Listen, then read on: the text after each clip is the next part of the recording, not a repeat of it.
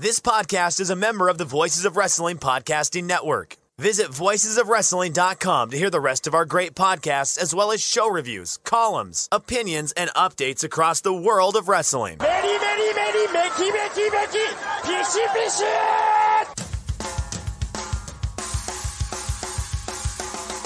You are listening to the Flagship Podcast with your hosts, Joe Lanza. Money. That's how you pronounce. Rich, I want you to give me one. Money. Is it Monet? Money. Money. Money. Not even, it's not money. Monet. It's not Monet. It's money. Money. Money. Money. Money. Money. Money. Money. Money. Money. Money. We have to pronounce things properly here. Oh, of course. On this show. Yeah, we're not going to fuck around on this show. Money. Money. Money. Money. Money. Money. It's money.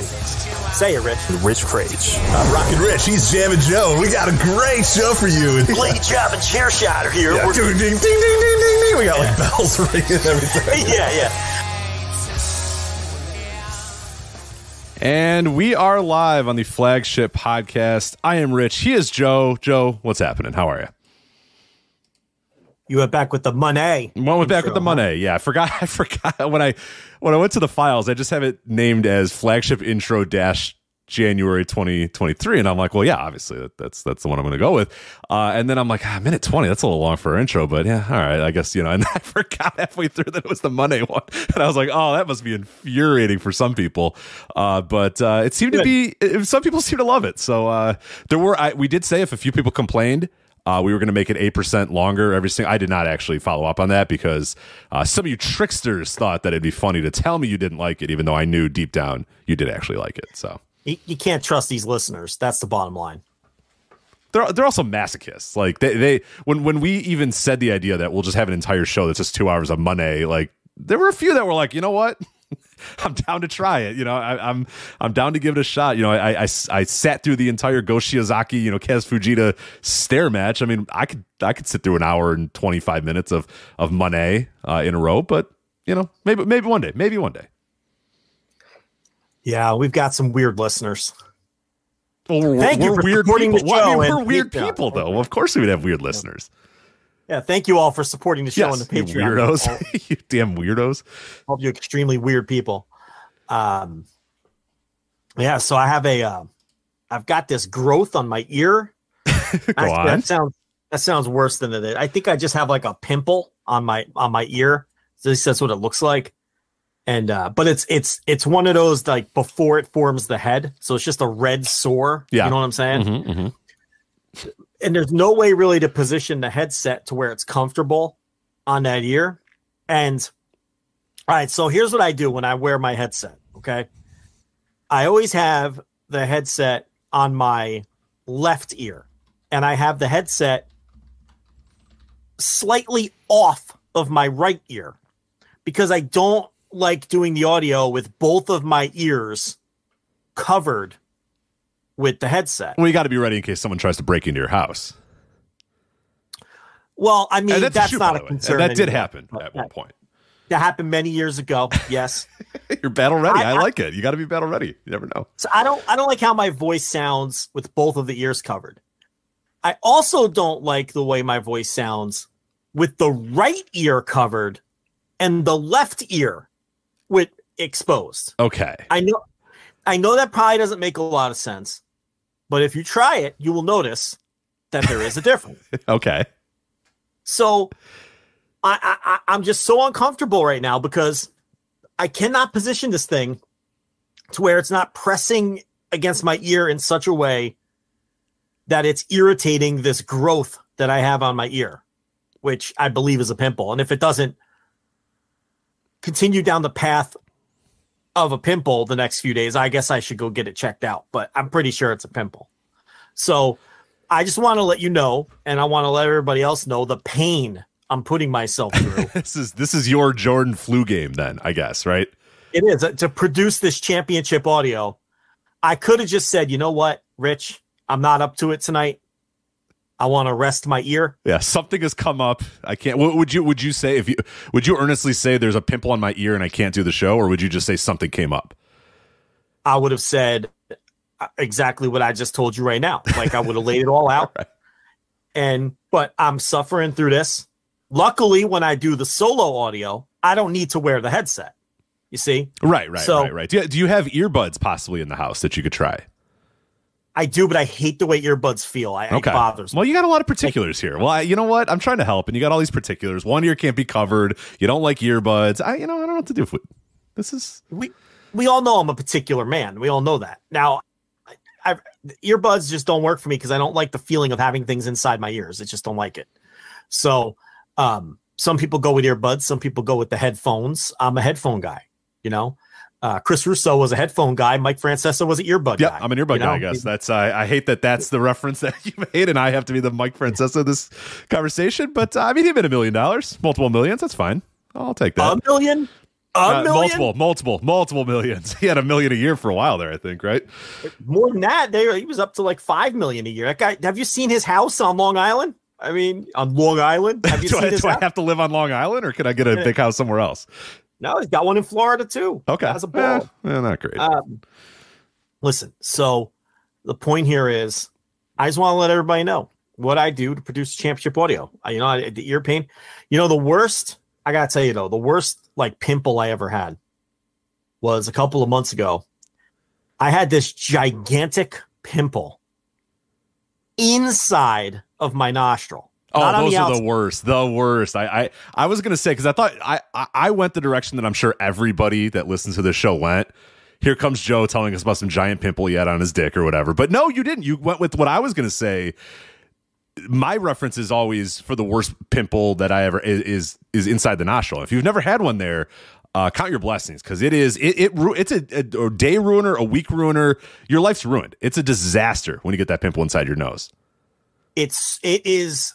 Quite honestly, besides things that are that can cause you death, like actual real things that are bad. Aside from real serious illnesses, in terms of things that are harmless that can happen to you physically, I think it's the worst thing that could happen to you physically.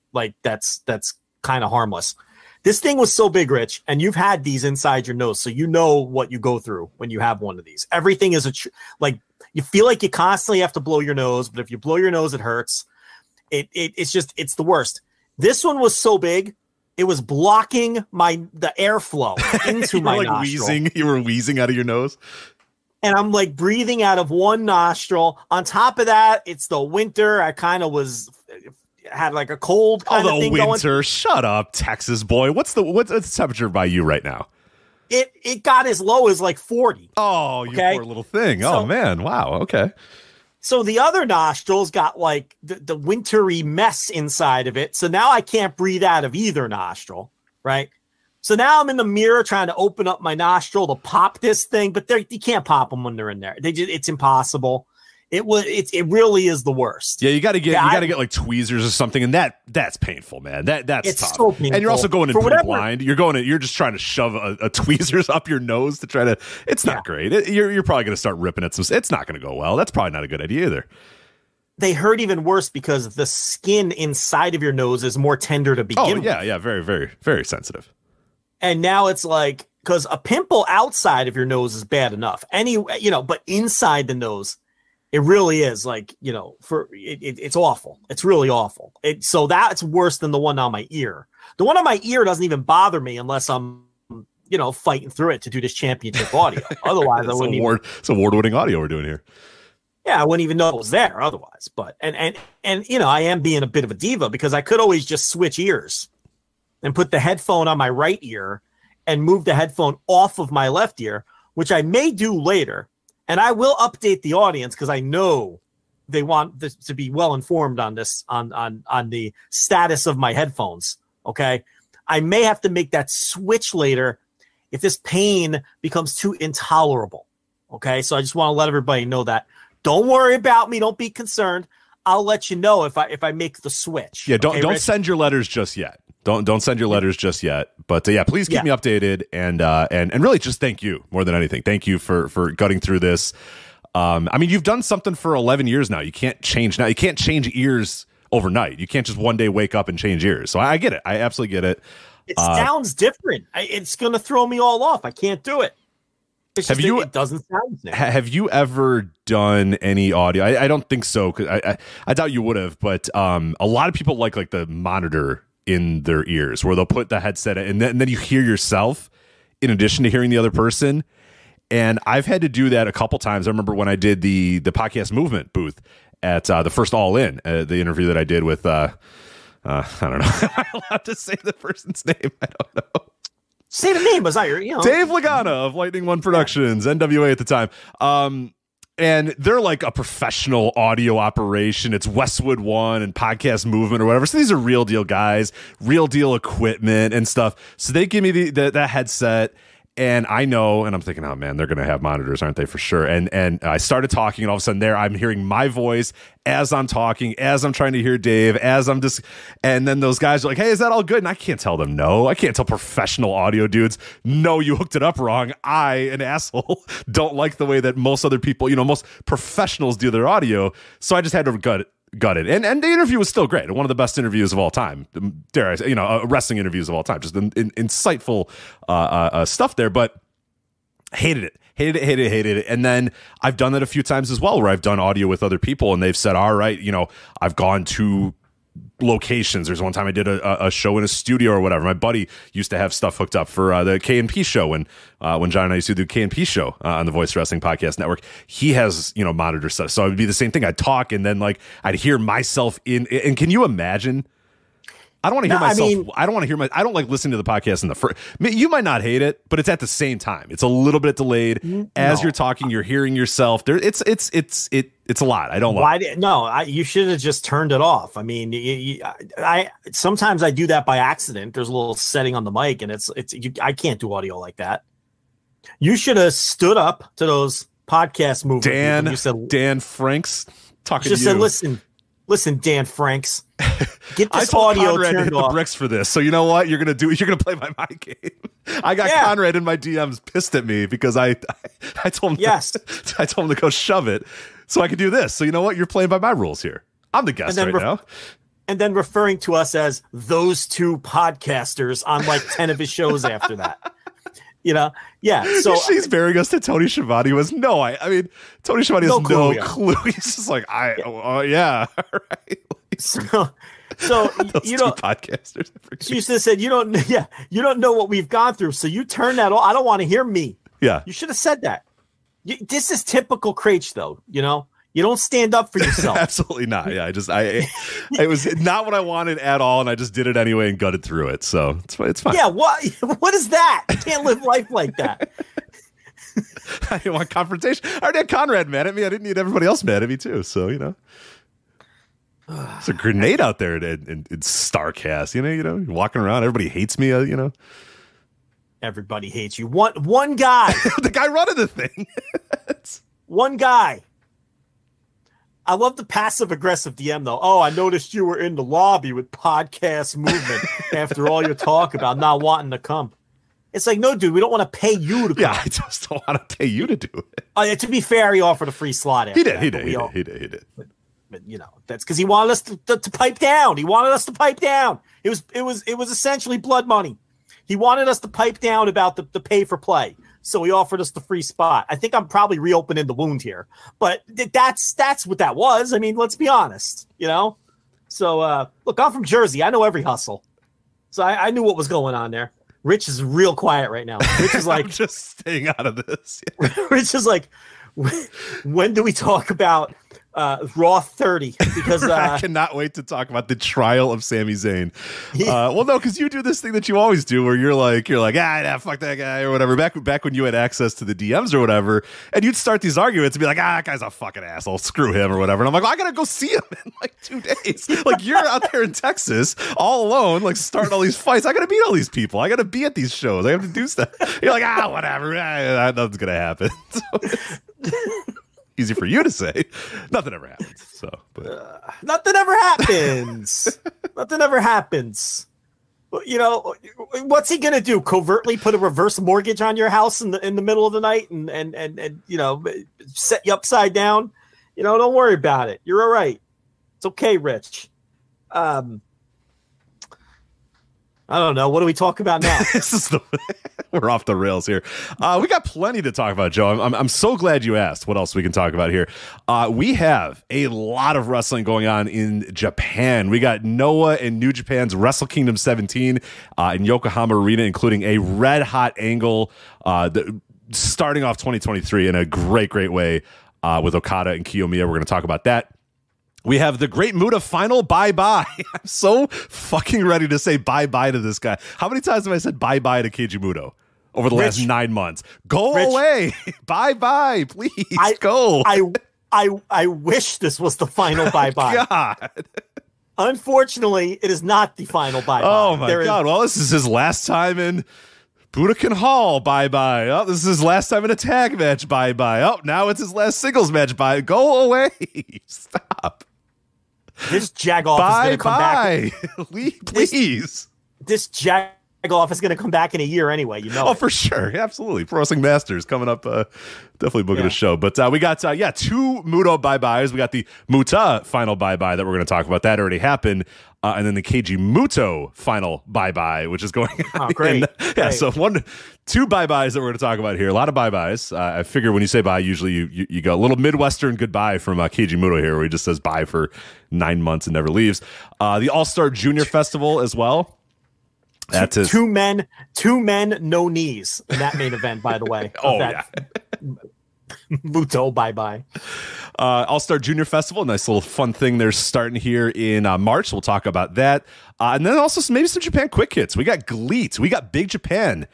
Ganbare Pro. Am I reading that right? Freedoms? What? Joe Lanza. What got into Joe Lanza this week? He's watching. Can I defend myself here for a minute? Yeah, what do you got? Every Thursday morning, you ask me the Cody questions. So what do you want to talk about? And then we have the obvious topics that are the big topics of the week, and then we just decide on what we're going to fill the show with. I merely mentioned that I watched all of the things that I watched this week. Okay? Maybe you watched some of them too, and then maybe they would, be on the run sheet since we have something mutual to talk about. You go and you put everything I watched this week on the run sheet. I'm fascinated by it. I'm fascinated by your Ganbare Pro that you watched this week. I don't have any thoughts on the Freedoms main event I watched. I just wanted to let you know I watched it. Now, I do have an announcement to make. You have a GLEAT announcement, right? It is a GLEAT announcement. Not now. Oh, you're going to do it now, are you? I'm going to make my GLEAT announcement. Yeah. No, wait. Are you sure? No, I'm making a GLEAT announcement. Okay. What are we trying to? What are we trying to pop a quarter hour in hour 3? We're trying to pop a quarter hour with GLEAT. Yeah. Duh. It's a podcast, Rich. It's a podcast. So, as many people know, I refuse to acknowledge GLEAT. GLEAT opened up operations in 2020. Like many fly-by-night Puro organizations, I did not trust this. I do not trust Ledette. Okay? I do not trust the sleazeballs in charge of GLEAT. I do not trust the very odd strategy of presenting half your card in a dead style that nobody cares about anymore. I didn't trust any of that with the stupid shoot fighting rules. There was a lot about GLEAT that I do not trust, Rich. And I told you I refuse to acknowledge GLEAT. You're a GLEAT super fan. You watch all the GLEAT shows. You don't miss them. You got a little GLEAT windbreaker. I know that you wear sometimes when you're out with the nurse picking berries or whatever it is you do. And I know you're a huge fan. Me, I refuse to acknowledge it. Well, it is now 2023. And GLEAT has survived a worldwide pandemic. GLEAT had a very, very proud G-Rex champion for a number of months by the name of El Lindemann, who did nice work all over the world, really, as the G-Rex champ. It is called the G-Rex champion, Correct. Right? That's what it's called. Indeed. Yeah. And I would drop in for these GLEAT main events as I did this week for the El Lindemann Kaito Ishida title match, which took place on the 8th. No, was it the 18th? The 8th. Osaka Bodymaker 2, right? So it was the 8th. And I enjoyed it. Schedule here. Let me get my GLEAT schedule up here. No, it is. You don't trust me. It's the 8th. Osaka, Bodymaker 2. Yeah, GLEAT V5, version 5. Yeah. So, Luigi Primo work. I watched the whole show. I skipped all the shoot fighting bullshit. As I recommended. And that's I will say one thing about it. It makes it kind of easy.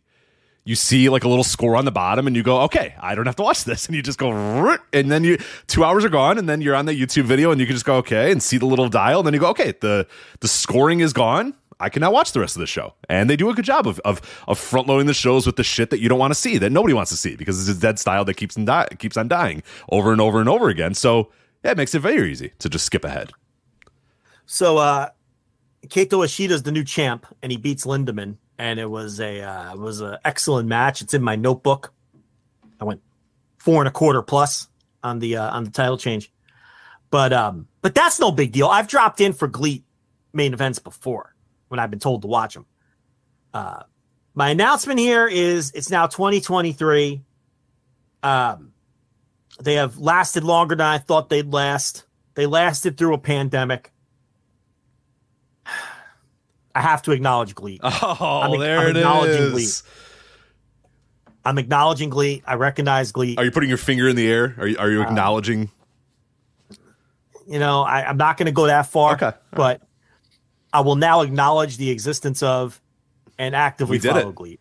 We did it. I'm going to do it. I cannot hold out any longer.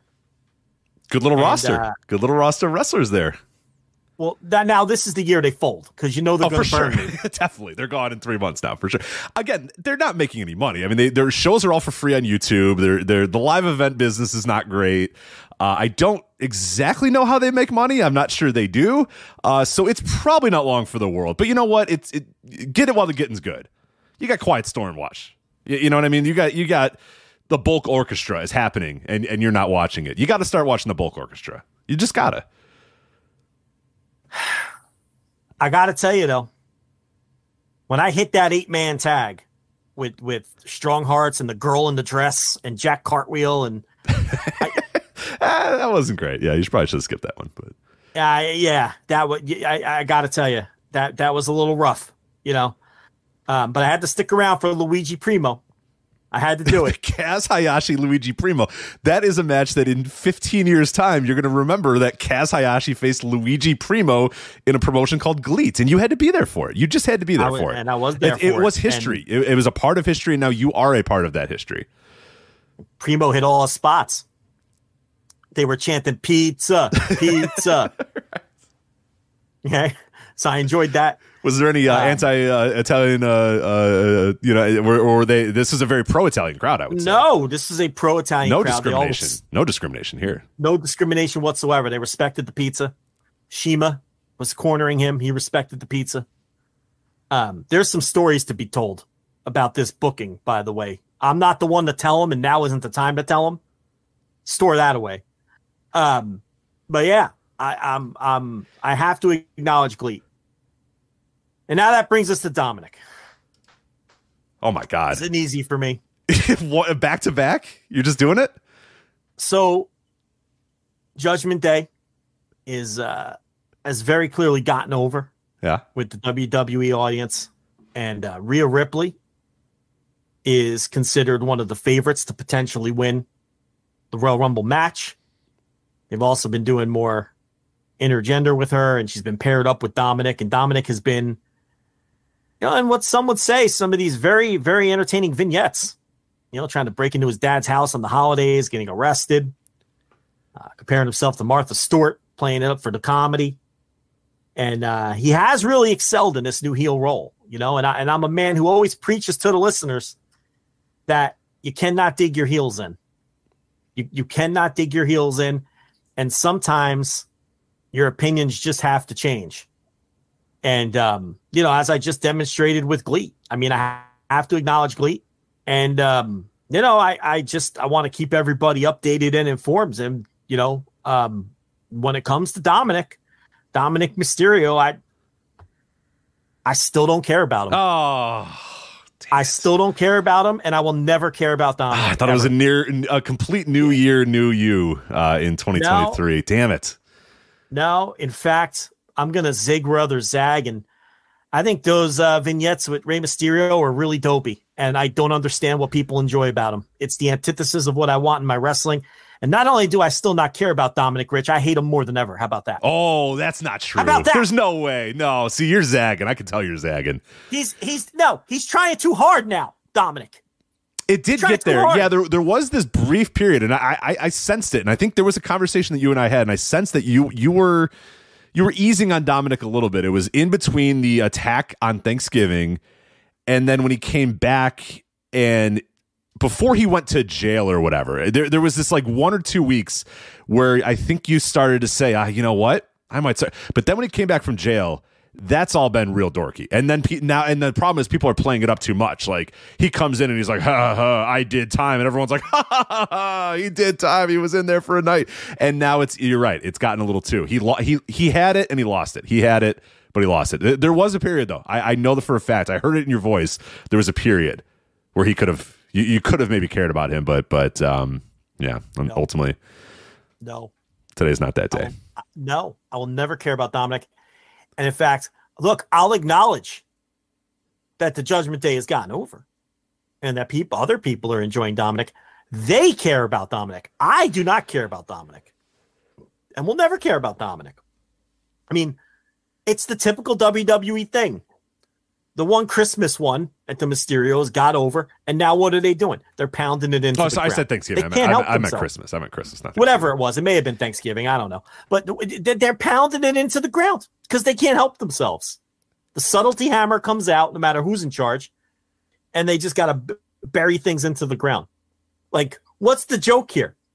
Oh, he did one day in prison, but he's a pussy. Like, that's the joke, right? Like, he's too soft.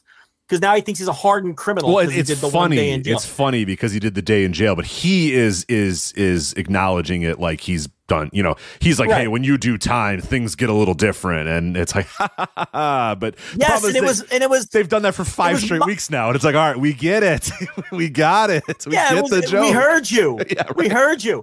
It was mildly amusing the first time, and now it's just the typical. Because now he comes thing. out, and he's like, he's got a bandana on and stuff, and he's like, yeah, jail will change you or whatever. And it's like, ha ha ha ha. But yeah, it's not. He calls her mommy. I don't care. I will never care about Dominic. Never. Wow. So, look. So as much as things change, no, they ultimately stay the same. You know what I mean? Like GLEAT. Have I not turned the corner on GLEAT? You did. This was a fantastic acknowledging of GLEAT, and I'm happy it happened.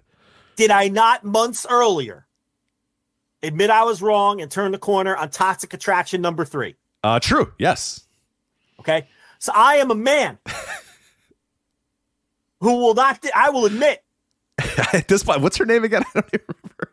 Because you call her Toxic Attraction number 3, so I don't even remember what her name is anymore. And every time I see her, I know what her name is, but then I just think of Toxic Attraction number. Lacey, isn't it Lacey Lane? That's right? No, JC Jane. JC Jane. There is a wrestler called Lacey Lane, though, right? Could be a porn star named Lacey Lane. That's what I'm thinking of.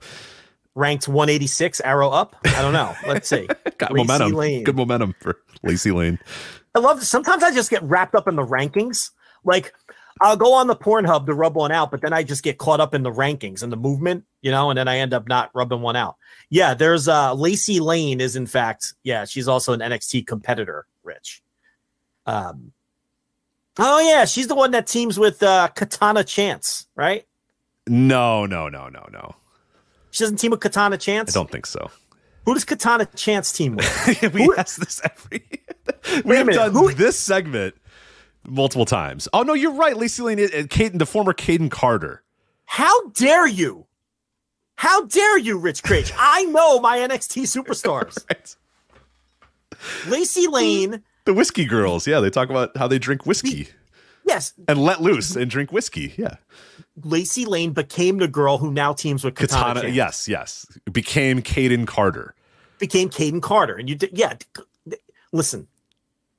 When's the last time you watched a full episode of NXT? Full episode?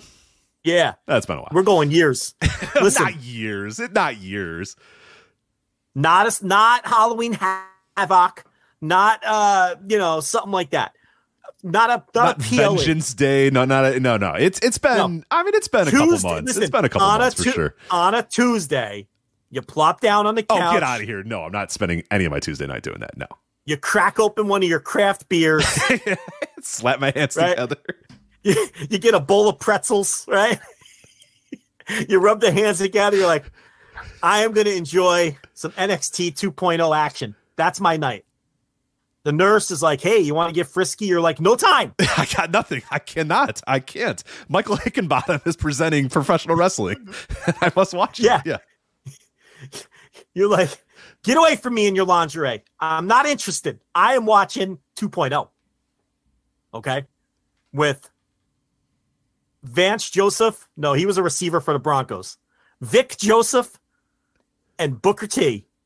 That's what I'm doing tonight. When's the last time you did that? Last time I did that, a couple of months. For sure. Yeah. I mean, actually, no. Literally sitting down on a Tuesday and like sitting on my couch watching NXT. That's years. That's years for sure. Yeah. That's like Sami Zayn. That's a long time ago. Long time ago. As it's airing. Yeah, that's been quite a number of years. Now we're going back years, right? Okay. Well, I feel good. I feel like I got this monkey off my back. I acknowledge GLEAT. I acknowledge Toxic Attraction 3. But I still don't care about Dominic. But we'll see. You never know what can happen. Right. Nobody would have thought you'd acknowledge GLEAT a year ago. And here you are. And here I am acknowledging GLEAT. Yeah. Absolutely. So there's a chance for everybody. And even though you say you'll never care about Dominic, there's a chance. Maybe. Maybe that you will. I don't see it. I can't see it. The path forward isn't great. The path's not great. No, he's just annoying me more, to be honest. At least he found something that he's halfway competent at. Like, as a babyface, he was 100% utterly useless in every way. I think they know that, too. Oh, yeah. They have to know that for right? Sure. Yeah. Yeah. Like, even with this gimmick, too, like, it's okay that he just doesn't have to go to the gym. Because he's like a sleazy emo guy. What, you ever see like a ripped emo guy? How often you see that? Very rarely. Yeah, So like as a baby face though, his skinny fat body. I was gonna say skinny fat. You beat me to it. I'm thinking, Joe, shut up. I want to say skinny fat, and you got it. Damn it. And complete lack of physique. I mean, like this is his job. Like he can go to the gym and do bench presses and get some biceps, right? Like what's this guy's problem? I don't know. I bet right. Ray's got a hell of a home gym too, right? Look at Ray's body. I was gonna say the Gutierrez family definitely has a good home gym. Absolutely. Ray looks great. Yeah, Ray's fantastic shape, and how old is Ray at this point? Would you be able to guess 48. How old Ray? 48? Have you looked recently? That's my guess. Oh, that's your guess. Okay. 48, right on the money. Wow. 1974. Yeah. So he turns 49 this year. Okay. All right. You knew that pretty well. That's good. Good for you. Yeah. I could do math. Right. I could do math. 9 + 4. I could do. Fantastic. Good for you. Yeah, but see, you can't. You're horrible. No, I cannot. No, I can. So I'm actually genuinely amazed that you did that quickly. So you'd be fumbling for the phone. Where's the calculator app? 1974. Like, yeah, you're terrible with the math. Awful.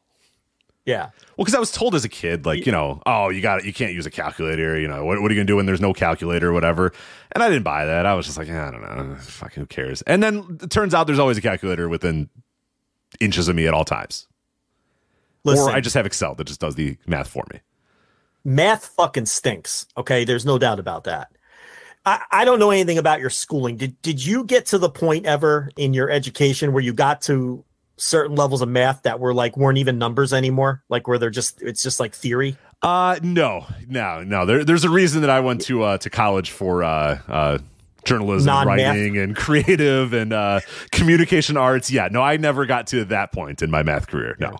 I got to numbers, and then I never really got past numbers. So you got as far away from math and science as humanly possible. Correct. I took one more math class my entire life, and it was a college. You had to take one in college, and it was me and let's just say the student athletes of my school. And I did great. Right. Let me tell you, I did fantastic in that class. Sterling, I had A+++ in that class. I did fantastic. You got to college and were like, can I take algebra 2 again? Yeah. Like, yeah. It was like junior high level math, and it was fantastic. Right. I loved it. It was done.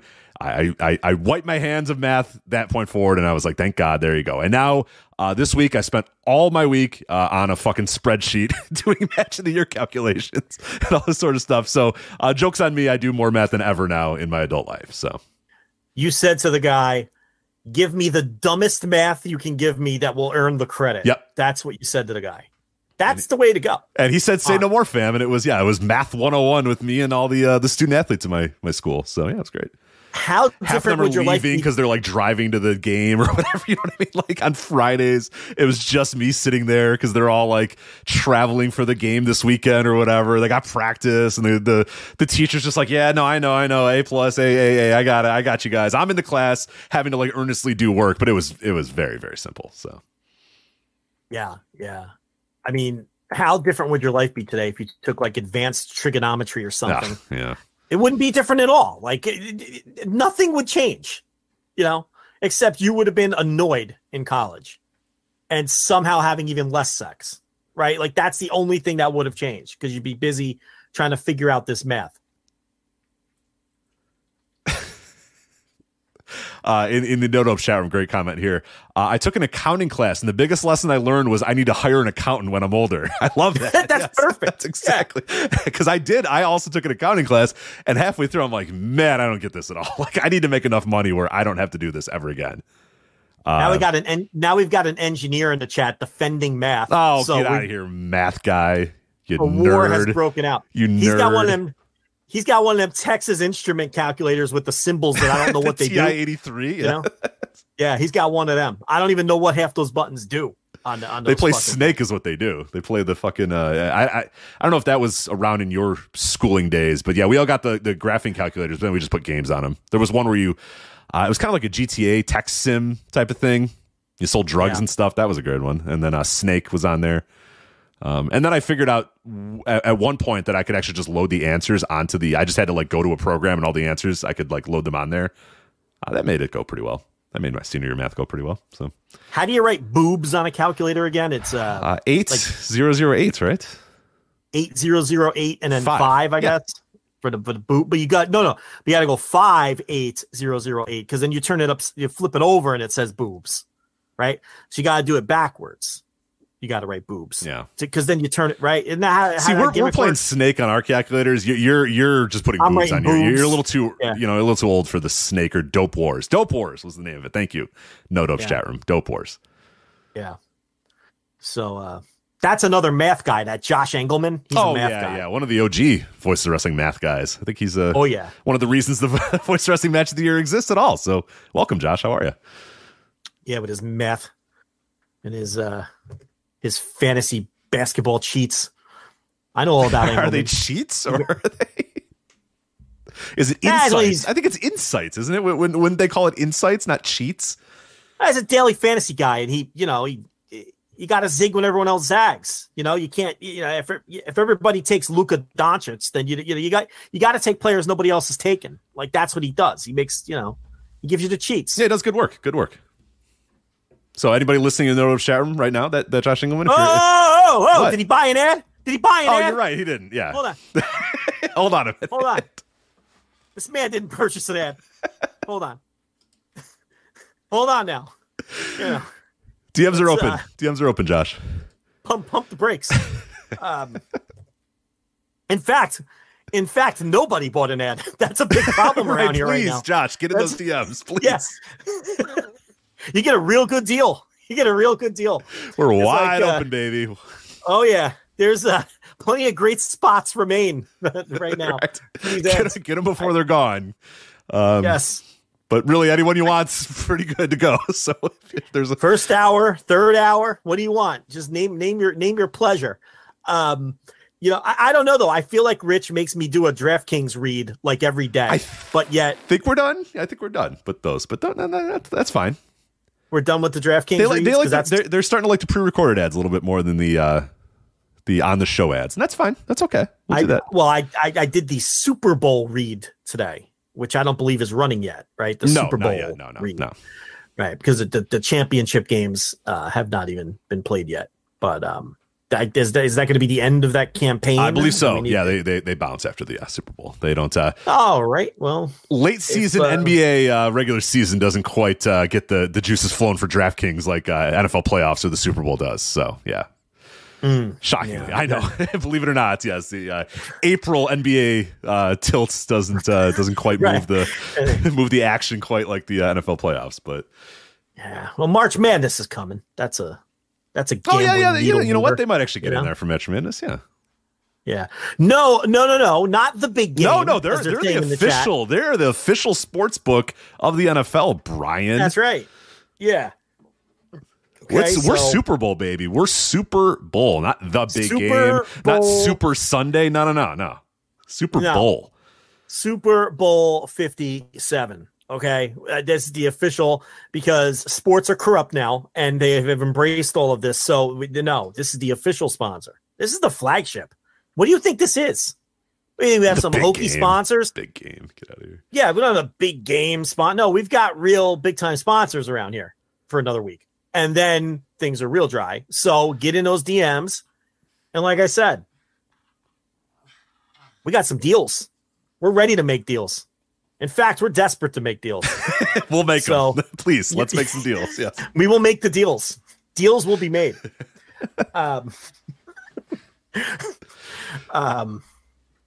All right, what do we got here? Obviously, we don't have an ad, so no, we can just go right into the other stuff we got to talk about here. So let's get right into it. Let's talk about the Royal Rumble, Joe. This weekend, this Saturday, WWE's Royal Rumble 2023. And I thought instead of you and I having to just kind of go like, I don't know, what do you want me to say about Bianca Belair and Alexa Bliss? I'm going to let the fine folks at WWE.com tell us what we need to look forward to for this weekend's Royal Rumble, emanating live from the Alamo Dome in San Antonio, Texas, streaming live exclusively on Peacock, presented by Applebee's Grill and Bar. We talked about Applebee's a couple weeks ago. Presented by Applebee's, Mountain Dew. WWE's getting all the ads. You know, get some ticket for us. They got Applebee's, they got Mountain Dew, they got a lot of stuff going on here. So, yeah, I figured let's do that. So, do you want to start with the men's and women's Royal Rumble matches? You work harder to promote Mountain Dew than anybody. I agree. You're right. Maybe they can learn something or two. Maybe they'll send me some free Mountain Dews or buy a fucking ad or something. Jesus. Well, we tried that with Hot Pockets for years and never got a single free Hot Pocket. Yeah, they never. So they also do not acknowledge us. You know, a lot of people. I'm not going to go there. So anyway, what was your question about the Royal Rumble, Rich? Are you ready for me to preview the men's and women's Royal Rumble matches? Sure. Okay. Presented by Applebee's Grill and Bar. Saturday. Emanating live from the Alamo Dome in San Antonio, Texas, streaming exclusively on Peacock. If you're in America, I believe it's on. Well, not because at this point, the WWE Network's pretty much like, I don't think anyone's got the network anymore, right? I think Australia's done. UK's done, I want to say. Really? I thought they still had the network. I thought one of them's gone, but yeah, maybe some places internationally. But anyway, that's fine. Instead of you and I having to grunt through a horrific review or preview, we're going to let WWE.com staff tell us what to look forward to for this weekend's Royal Rumble. All right, so men's. Oh, you got Joey Styles coming on the show? Styles is, yeah. Yes. Whoa. Big, yeah, absolutely. Vic Venom? You booked Vic Venom on the show? I'm trying to think of other. Is that the only two like WWF.com, WWE.com staff members anybody ever knew? Were those two? Because I'm trying to think off the top of my head if I knew any. Well, if I knew more, I would continue the bit. But I can't think of any more. We got AJ. We got to AJ Styles, Joey Styles, and Vic Venom. Yeah. So all right, let's do this. Okay. The road to WrestleMania begins at Royal Rumble, and the stakes are higher than ever heading into this year's men's and women's high-stakes Royal Rumble match. How are the stakes higher than ever, Joe? They seem like the same stakes. They seem like you win the men's or the women's Royal Rumble match, and then you go to WrestleMania, aka you get a title match at WrestleMania. It feels like that's been the way it's been for quite a while. In fact, there were some years where you would win the title if you won the Royal Rumble. Those seem like higher stakes. But nonetheless, this is the men's and women's high stakes Royal Rumble match. Each match will begin with just 2 superstars in the ring. Every 90 seconds, a new superstar enters the fray. Elimination only occurs when a superstar has gone over the top rope. And Joe, get this, both feet have to hit the floor. So I know you're thinking, what about one foot? If one foot hits the floor, that guy's out, right? No, Joe, no. Both feet have to hit the floor. And you're probably thinking, well, what about the middle rope? What about the bottom rope? There's a lot of ways you can. No, over the top rope, both feet have to hit the floor. 2 feet, okay? Let's just say an egomaniac like, I don't know, Mil Mascaras is in the match. Okay. And he leaps off the top rope himself to the floor. Would he be eliminated? Well, it's something that we have discussed on the flagship patreon.com, patreon.com/voiceswrestling, voiceswrestling.com/Patreon, Rumble Rewind. That is not a consistent rule.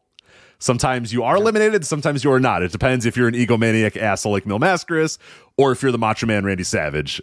Then it does not count for Macho Man Randy Savage, but for one Mil Mascaras, it does count. So ultimately, I cannot answer that for you. All right. What about if you're running from Jake the Snake Roberts, Snake Damien? That you are eliminated. You are. Okay. We just did that one, 1989. Did that one on Rumble Rewind on flagshippatreon.com. Just did that. No, Andre was eliminated from the match. Well, there you go. Over the top rope. Both feet hit the floor. Well, I think you've answered my question. Fantastic. That was. Well, there's more. Wait, there's more because this continues until there is just one man. Very sexist here. They're talking about men and women's Royal Rumble, and they just say just one man left standing. Yikes. WWE.com staff. This continues until there's just one man or woman left standing as the winner of the Royal Rumble match. And his prize, again, yikes, guys, and his or her prize, a guaranteed world championship match when WrestleMania goes Hollywood on April 1st and April 2nd. Now, hold on a second, Rich. Surely a woman cannot enter the men's Royal Rumble. Well, no, obviously not, because there's a women's Royal Rumble too. So, okay. No, I'm sure they would never cross like that. That'd be wild. I mean, that's cats with dogs, and there's no way you're not doing that. So, right. All right. Let's talk about the entries into this year's Royal Rumble match. All right, there are many names here. We'll start with the men. Well, the show's in 2 days. Surely we have 30 names. I mean, yeah, we're recording this on the 26th. They're going to tell you who's in the Royal Rumble match. You need to know who's going to be in this thing. You need to watch this thing and stream it live exclusively on Peacock, so you're well aware. Men's, here we go. Here are the names. 16 men vying. There's 30 apparently, so I don't know. They got to name a few more people, I guess, in the next couple of days. But I'm sure they'll do that ahead of time. They're How do they not have all 30 men names? The show is in 2 days. It's very strange. But if this were 1989, on the last 3 Saturdays of Superstars and Challenge, we would have had Bushwhacker Luke's head in a box. Then we would have had Greg Valentine's head in the box, and then Bushwhacker Butch, because they'd separate them to so that it's every man for himself, right? And we would know all 30 men. We'd have them cutting little promos already, and this would be known for weeks. You're telling me that this show is in 2 days, and we are only aware of 16 of the men in this match? That isn't. I hate to tell you that is indeed true, and I'm sure WWE SmackDown on Fox will probably fill out most of those gaps. Surely they're not going to go into Saturday's show with only a few people, only a little more than half the field announced. That's not going to happen. This is World Wrestling Entertainment, especially Paul Levesque's World Wrestling Entertainment. They're not going to do that. Oh, by the way, Vince McMahon's in Titan Towers in his office again. Weird. Wow. Crazy. Insane. Oh, we couldn't see that. Yeah. How could he do this? how could a man who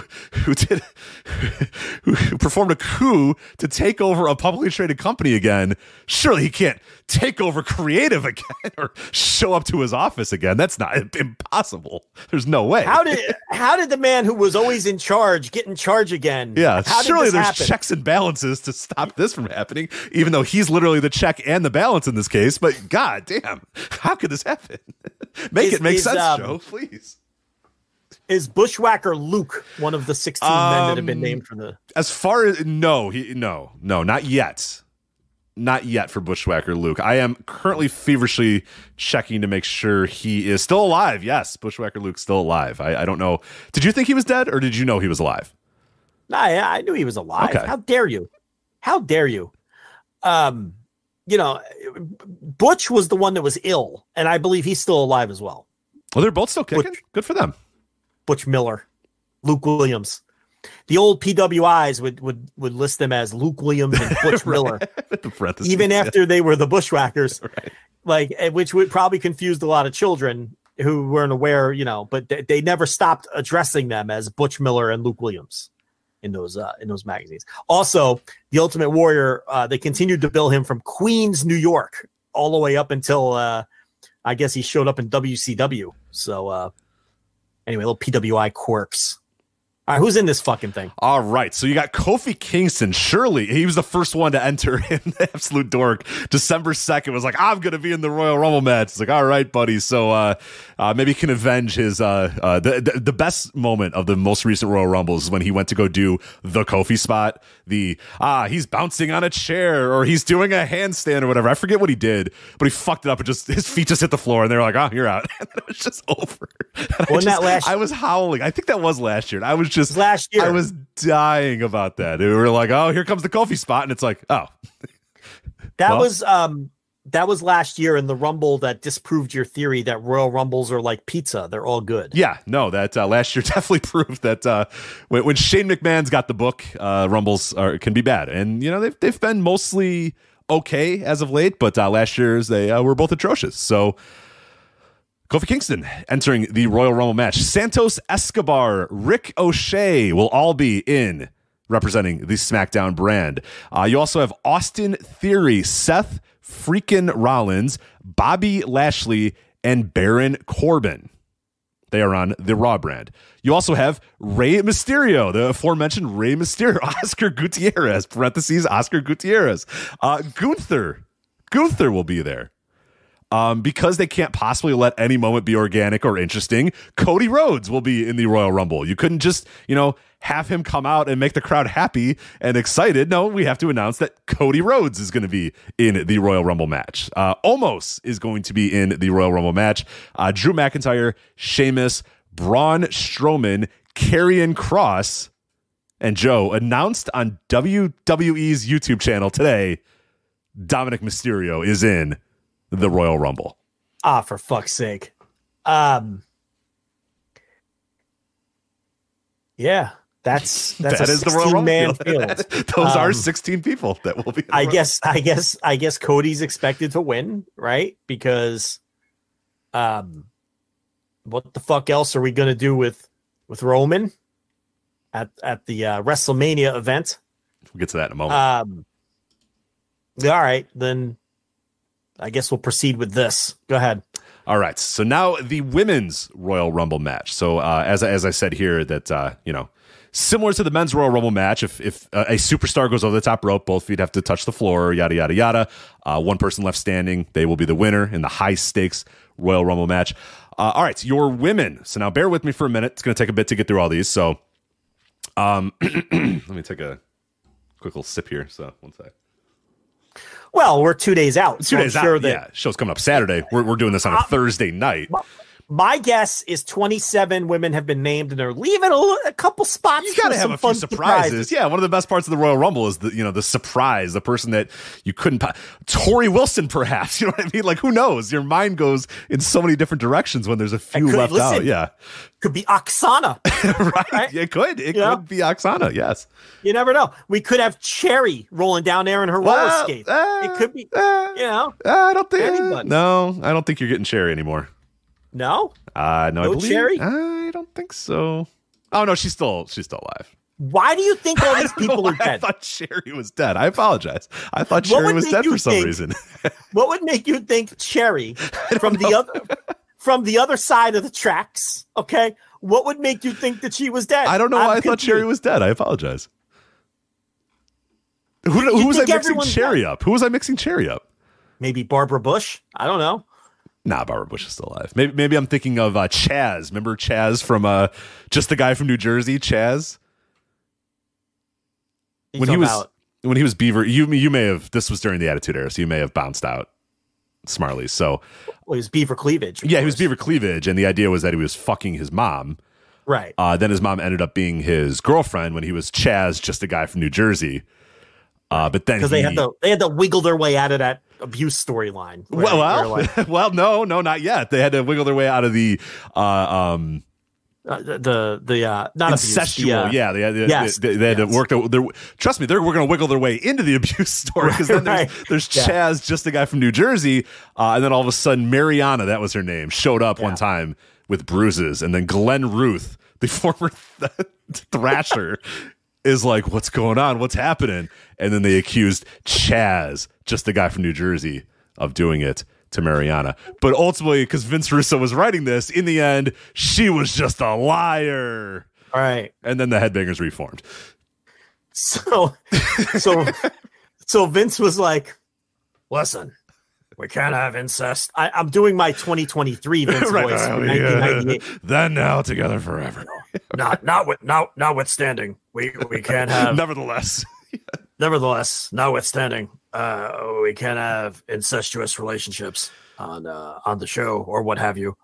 So let's turn this into abuse. Let's have it where Chaz is slapping her around. That's far more acceptable than incest. Notwithstanding the abuse, so we'll have him beat her up. And then, of course, Glenn Ruth rides in on the white horse because. right. Because of course, I mean, well, how else would it end? So Headbanger Thrasher trying to get in the middle of this and trying to figure out what's going on here. Of course, the woman is the liar and the heel. Right? Here. Yeah, you lying bitch, and then threw her down or whatever. She passed away at an early age. That's maybe who I was mixing Cherry up with. Then they both beat her up, but that was okay. right. She's a lying bitch. Yeah. Right. Yeah. Attitude Era, baby. There we go. People want this guy back. Like people want Vince Russo to come back and write wrestling. That's what they want. So she's the dead one. Because I think years ago we argued whether she was dead or Barbara Bush was dead. And you were, Barbara Bush, the first lady, is dead. We're talking about Nurse BB. Yeah, because she had big tits. So why did they not call her DD? I still, to this day, don't understand it. And when I was a kid, I didn't understand it. I don't know. Why is her name Barbara Bush? It was a vagina joke, I guess. But she had gigantic boobs. Call her Denise Dadiego or something. You know what I mean? Like DD. What are we doing here? Come on, a layup. Denise Dadiego. What? Denise Dadiego. I love it. And then she's Kippy. You dated a Denise Dadiego, didn't you? Probably. That's you're right. I mean, they went with Barbara Bush, the least sexy name ever, right? Like nobody thinks Barbara Bush and goes, "Whoa, yeah, here we go." Like I immediately think of Barbara Bush. Right. Like we probably pictured the same picture in our head too of like the Barbara Bush, like, George H.W. Bush's with the white hair that looked like a cotton swab. Yeah. Like that's what you and think a red of. Scarf. And she's wearing a red scarf, right? She's got pearls and gotta have pearls when you're 90 and your cotton swab hairdo and her little pointy teeth, like she was fucking sleazy teaming with Jerry Lawler. Like that's you think of when you hear Barbara Bush. You don't think of a hot person, So that was very. I don't know why. I don't know why they went there. Should have been DD. Yeah, right. Anyway, so I apologize. Cherry could show up, but all right. I've taken my sip. I guess I've talked since then. So let me redo my sip here so I can. All right, there we go. Announce the competitors in the Women's Royal Rumble match. All right, Joe.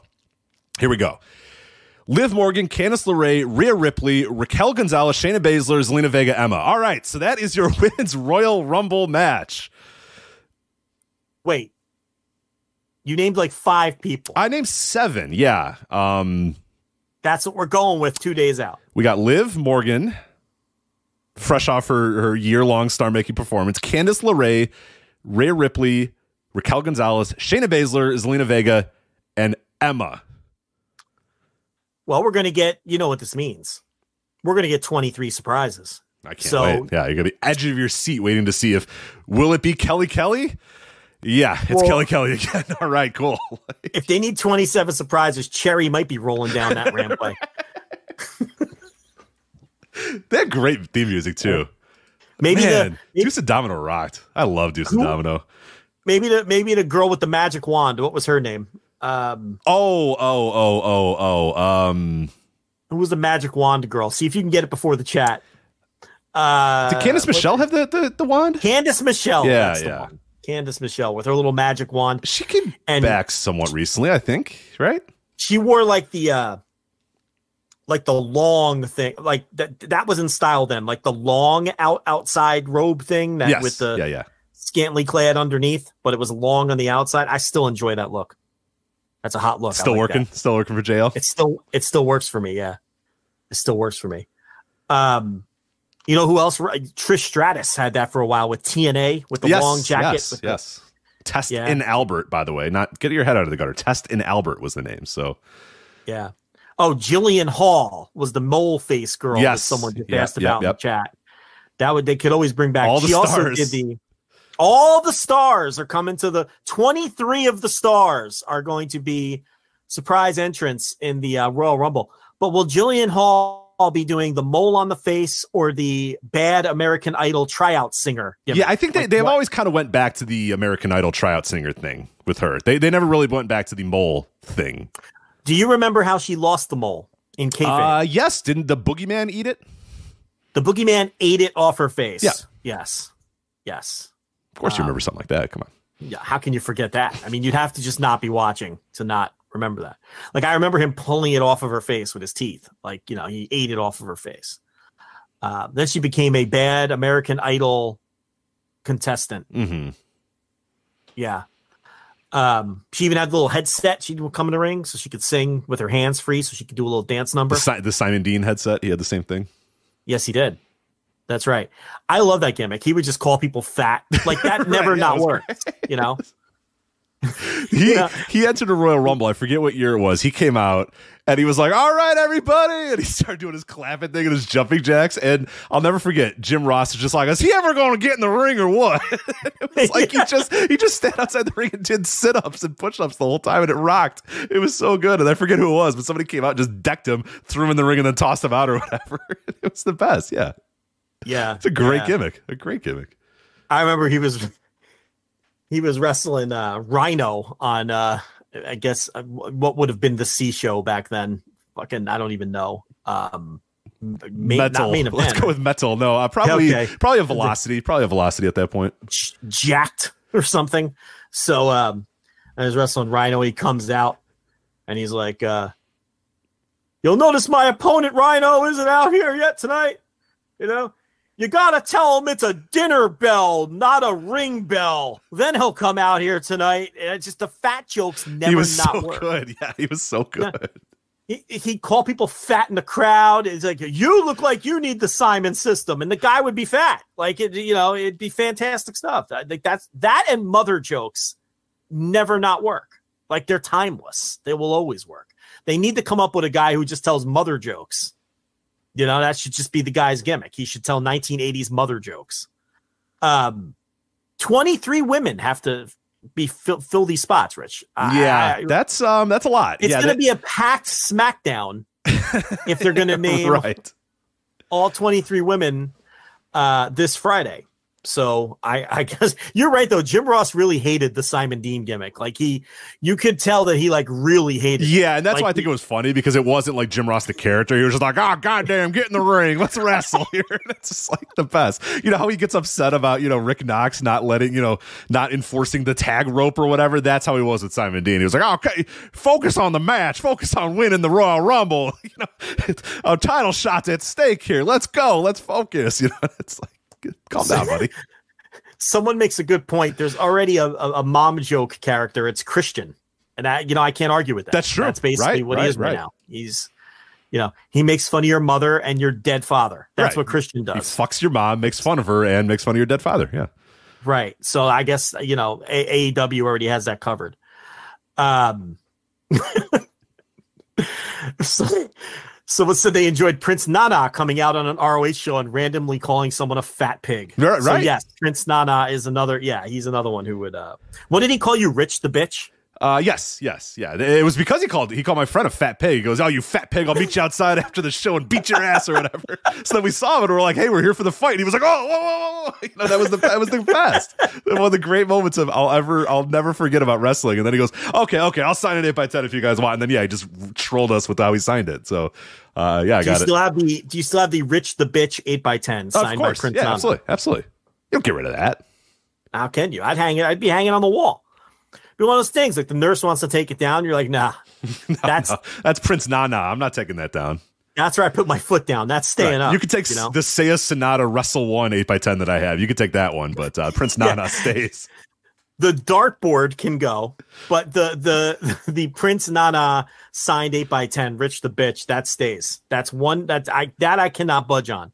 This is where Rich makes his stance. The dartboard and who would have been a pinup that you had on your wall if she moved models. In circa 2009, like who would have been up on your wall? Oh man, yeah, who was like a Kate Upton or something like that? I would think would probably be the hot. So the Kate Upton pinup can come down.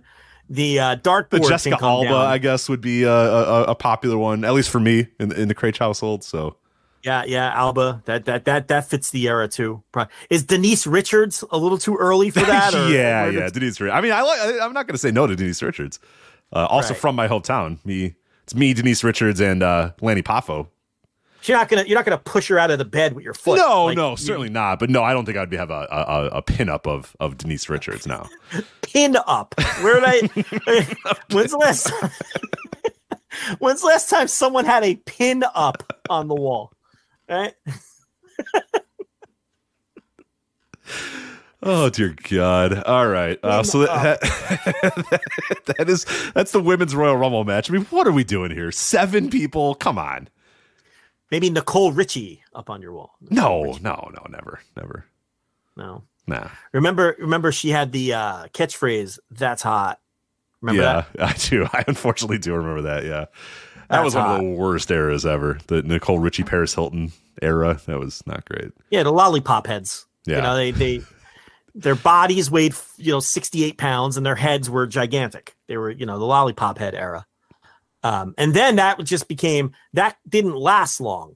Now everybody wants asses that are just enormous. Yes. Like before that though, it was for that sliver of time, right? It was like a year and a half to 2 years where everybody was like, your jeans have to be as low as possible and you have to have absolutely no hips. You must be 94 pounds or else you're just grossly obese. And that was probably not the best. What happened was, as men, we all looked around at each other and were like, we don't really like this, right? Like where are the boobs? Where are the boobs of the 90s? Right. And then we didn't even know. Coming down the pike was the asses. The ass revolution was coming. Yeah. We're all just gigantic. We're all just eating ass. That it's just, hold on a minute. it's a different time. We're all just diving right in. You can't help yourself. It's that's the era we're in now. So I think we could all agree on that. All right. Well, speaking of eating ass, let's get to the pitch black match here. The Mountain Dew pitch black match. This is again presented by Mountain Dew Pitch Black. This is from WWE.com staff. I also previewed this on flagshippatreon.com, where I drank the new Mountain Dew Pitch Black, talked about it, and then previewed the Mountain Dew Pitch Black matches coming up this weekend at the Royal Rumble. So here you go, Joe. Are you ready for the preview for the Pitch Black match at the Royal Rumble? Okay. Yes. At Royal Rumble, Bray Wyatt will battle LA Knight in a Mountain Dew Pitch Black match as the mysterious Uncle Howdy continues to add fuel to the fire of the explosive conflict. A contentious conflict has grown between Wyatt and Knight ever since they first stood face-to-face backstage on SmackDown. The exact nature of that conflict, however, has been open to constant speculation. Wyatt has insisted that he has not been responsible when Knight has been kidnapped, tormented, or attacked backstage. Wyatt also claims he is in a constant conflict to stop himself from being consumed with his dark past. People like this. You know what I mean? Like adults. Adults like this. I thought you were done like 3 times. No, I got 3 more paragraphs, baby. Let's go. Lore, the director of Lore's got to make his money, right? You know he wrote this too. Of course he did. Yeah, of course the director of Lore wrote this. Yeah. The ominous Uncle Howdy suddenly appeared before the WWE universe as both adversaries were in the ring together. This added more questions than answers, though, as it was unclear whether Wyatt was vindicated by the southern turn of events. Regardless of Uncle Howdy's involvement, Knight emerged on the December 30th edition of The Blue Brand as Wyatt was apologizing for snapping and attacking a cameraman the week prior with the goal of putting him out of his misery. After Bray, one more paragraph and then we're done. After Bray aggressively accepted the challenge for a matchup at Royal Rumble and tensions quickly escalated, Uncle Howdy suddenly appeared and attacked Wyatt with Sister Abigail. What will happen when Wyatt and Knight go head-to-head in a pitch black match? Will Uncle Howdy play a role in the match? That is a lot of words for Bray Wyatt, who has done nothing since he came back to the company. The guy never does anything. That's a lot of words for L.A. Knight and Bray Wyatt. And Uncle Howdy with this milady. Yeah. You know, it's what the people fuck think is this? I don't know what that is. Rich, I just want to watch people. I like wrestling. Like this is the thing. I just want people to wrestle. I want to watch John Moxley try to knock out the Hangman. Yes. That's all I want to watch. That sounds great. You know, I don't know what any of that is that you just read. You know, it's a disaster. You know, a lot of people think that the Uncle Howdy is Bo Dallas. My question is, why would you need Bo Dallas to do it? You can get any jabron from NXT to put on the little top hat and the fucking mask, right? What do you need Bo Dallas for that for? I'm not quite sure. A lot of people think, Rich. A lot of people have been saying, yeah. People have been talking about this. They think that Uncle Howdy is going to be the WrestleMania opponent of Bray Wyatt. Oh. What the fuck is that going to be like? Those two guys. I'm curious this pitch black match. Like, are they just going to turn the lights out and you're just going to hear like, like you're just going to hear like LA Knight selling, you know, somebody bouncing in the ring occasionally. Like I'm fascinated to see just how awful this is. Well, the obvious joke here is if all of Bray Wyatt's matches are in the dark, then that's better for all of us, right? For sure. Absolutely. We don't have to watch this shit. Yeah, I don't know. We don't know what it is. They haven't said what it is. They have no idea. There's no reason why it's happening. There's no reason why it's a pitch black match. It's just a pitch black match. So, yeah. Well, maybe Undertaker whispered in Bray Wyatt's ear and told him what a pitch black match people was. Like, oh, what a, passing of the card moment. And so I just want to watch John Moxley beat ass. You know what I mean? Like, hey, he could have passed the torch by losing to the guy 8 years ago, but didn't he beat him? He did. Yes. Well, what do I know? Yeah, he pinned him in the middle of the ring at WrestleMania. Yep. Well, nevertheless. All right, let's move on to the Raw Women's Championship. It's Bianca Belair battling Alexa Bliss. Are you ready for this? Yeah. All right. At Royal Rumble, a very dangerous Alexa Bliss will challenge Bianca Belair for the Raw Women's title with the ominous Uncle Howdy lurking in the shadows. God. More Uncle Howdy. There are 4 previews on WWE.com for Royal Rumble, and 2 of them are extensive Uncle Howdy stuff. So great company. I mean, I personally, I love it. So can't wait. In a hard-fought Raw Women's Championship match pinning Belair against Bliss on Raw, the sudden appearance of several Uncle Howdy masks in the crowd caused the goddess of WWE to completely snap. After taking out the referee, Bliss executed a brutal attack on the EST of WWE, smashing her on the steel steps and taking her out of action. I'm reading this. I promise you I'm reading this verbatim. If people are wondering if I'm doing a bit, I'm reading this verbatim.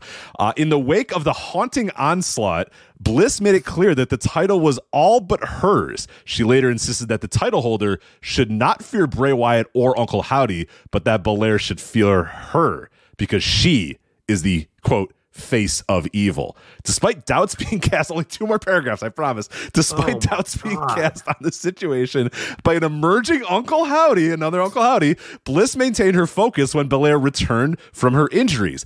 As the 2 irate superstars brawled into the crowd, however, Uncle Howdy again made an appearance to drastically affect the melee and cast further doubt over whether he is actually the one in control.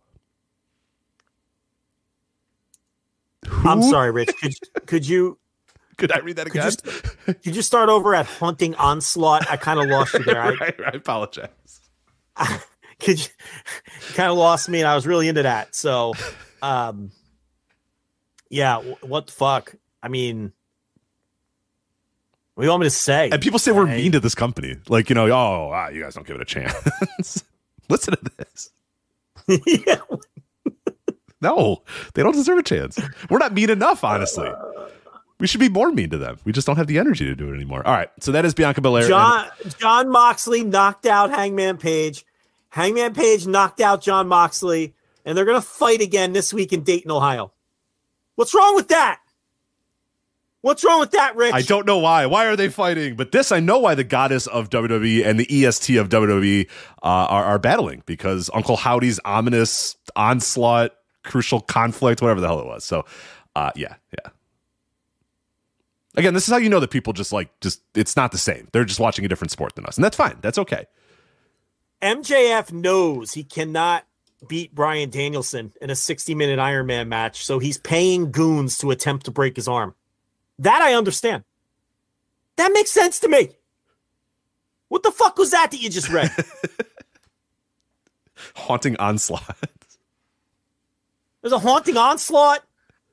I've never heard her referred to as the goddess of WWE. Maybe I just missed that one. There's Uncle Howdy fucking popping up all over the place. I don't understand it, Rich. All right, one more left to go here. I broke Wahoo's leg. That I understand. That I get. That's not hard. Yeah, that's not hard to understand. No. I understand that. One more. This is it. It is the undisputed WWE Universal Champion Roman Reigns versus Kevin Owens. All right?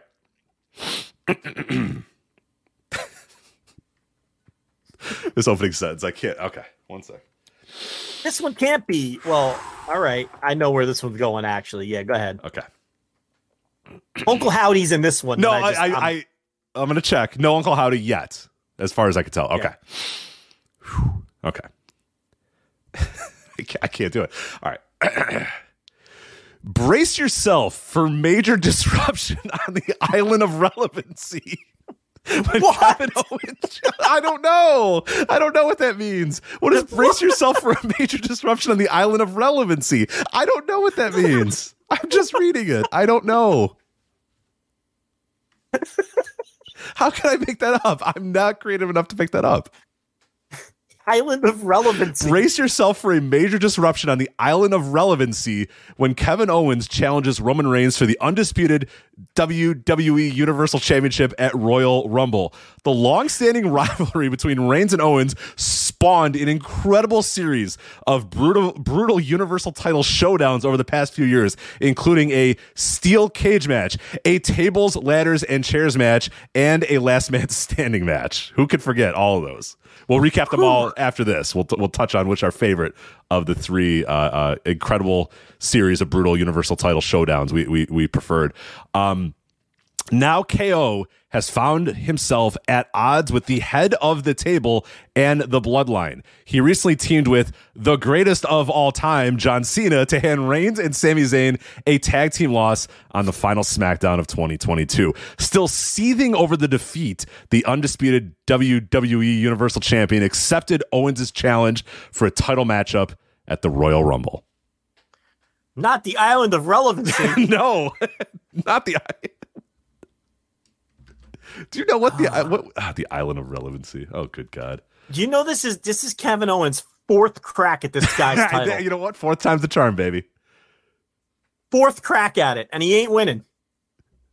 You don't think he's going to WrestleMania? You don't think KO is going to WrestleMania?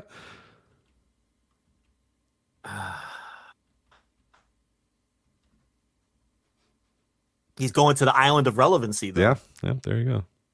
Trip to the island of relevancy. Yeah. Hey, Andrew in the Note Chat. Good callback by Andrew. Congratulations there. He says, Ken the Ferryman leads tours to the island of relevancy. I love it. Incredible stuff. God. Yeah. We're not hard enough on this company. So there you go. That is WWE's Royal Rumble 2023. So, did you watch the trial of Sami Zayn? I did watch Raw 30. Yes, I watched Raw 30. Let's talk about what was one of the some described the perfect segment. Man, I don't know. I thought it was fucking sucked. And if you like that, I don't trust your opinion about anything anymore. I mean, I know we're being silly tonight. This is an extra silly show. But I did watch the Raw 30 and I watched the much hyped trial of Sami Zayn. I got to tell you, about halfway through, I was bored out of my mind. I thought it was boring. You have Heyman presenting his evidence against Sami, and then why are we doing that? Okay, here, I'm earnestly trying to discuss this. Okay, yeah, didn't we just do this for like 3 months? It's all they have with the story. It's all they have. And then at Survivor Series, I thought he showed his allegiance. Right. Well, they did it because Monday Night Football is over. They needed a big hook for the Rock, Dwayne "The Rock" Johnson said, I'm busy. My plate is full. So I don't know if I'm going to be able to do that. So they said, aha, we got it. The trial of Sami Zayn. Because they're going through all this and they're like, in August of 2020, I'm like, we already went over all this. I thought that's what the Survivor Series match was about. I thought that was the match that made the ringer guy come to tears. I thought that was that moment, right? That was in November. Made the ringer guy come to right, didn't it? Yeah. That was a month ago. And we're now I don't know, is Sammy Oos enough? And I'm like, oh, we're doing the Oos enough thing again. We're already back to the Oos enough thing. How are we already back to the Oos enough thing again? Right. This was all stuff that happened before he proved himself the last time. Right. Because they're we'll go back to July of 2021. I'm like, we already know about that. That's what the Survivor Series thing was about. The thing about this fucking story is before Sami Zayn shoehorned his way into it with his phenomenal performances, right? Because I don't even know if he was ever planned to go this far with Sami Zayn. He's just so good that he became part of it. It was always the nobody's bitch Uso that was the one that Roman would constantly distrust, and they would just recycle that over and over and over and over. Now Sami Zayn is involved, and he's the guy that they recycle the same story with over and over. Now it's Sami Zayn where you have to question his trust over and over and over and over. This story has one note, and that note is Roman Reigns doesn't trust somebody. And then they just recycle that over and over, whether it's the nobody's bitch Uso or whether it's Sami Zayn. And then eventually it's going to be Solo Sikoa. That, eventually that's where we're going to go with it. Okay? So I don't know what to tell you. People think this is great. To me, it's the same story done over and over and over. I feel like I'm taking crazy pills. When I'll watch one of these segments and then I'll see the next day and people are just like, that was brilliant. What incredible character. I'm taking crazy pills. I don't know. I'm just watching something different than everybody else, I guess. I don't understand it. I mean, I thought the trial thing was kind of boring. I'm looking at my phone. I'm rewinding because I'm like, oh, wait, shit. I got caught up on my phone. You know what I mean? I'm like, I better rewind because I missed 6 minutes of that. And it just wasn't that interesting. I don't know, but we're not invested in this. People are invested in this. There's no question that there's people who are invested in this. I do think, and people are going to hate that I say this, but I don't give a shit. I do think that there is at least a touch or a dose of people exaggerating how great it is because in this, dumb tribalistic AEW WWE thing, I feel like the WWE fans, I feel like they've conceded defeat and they understand that they're not going to match AEW's wrestling. Even they will tell you, all AEW does is have great matches. like that's a bad thing, but they'll even say that. You know what I mean? So it's they've waved the white flag on that. What they always hang their hat on is in the WWE. That's where they do the stories. That's where there's storytelling. You know, that's where the matches. Yeah, AEW has all those great matches, but there's no stories, right? And we all know that's bullshit. But it's like, so they hang their hat on the stories and the storytelling. And this is like the magnum opus of WWE storytelling to them. So I think there is some element of overcompensating when it comes to this and exaggerating how good it is or how good they really think it is, because it's, to them, the one thing that they genuinely believe WWE is far superior to AEW when it comes to like this type of specific storytelling. And because this one's actually long-term, and because this one has a lot of effort put into it, and because the performances are good by these standards, I think it's goofy and silly. And I'm tired of people making faces at each other. And I'm tired of the Nickelodeon style acting. Okay. But some people like it. Right. And by those standards, everybody involved does do a good job. Right. They talk very slowly so you can make sure you hear every single word. They recap everything that happened and recap what the person just said.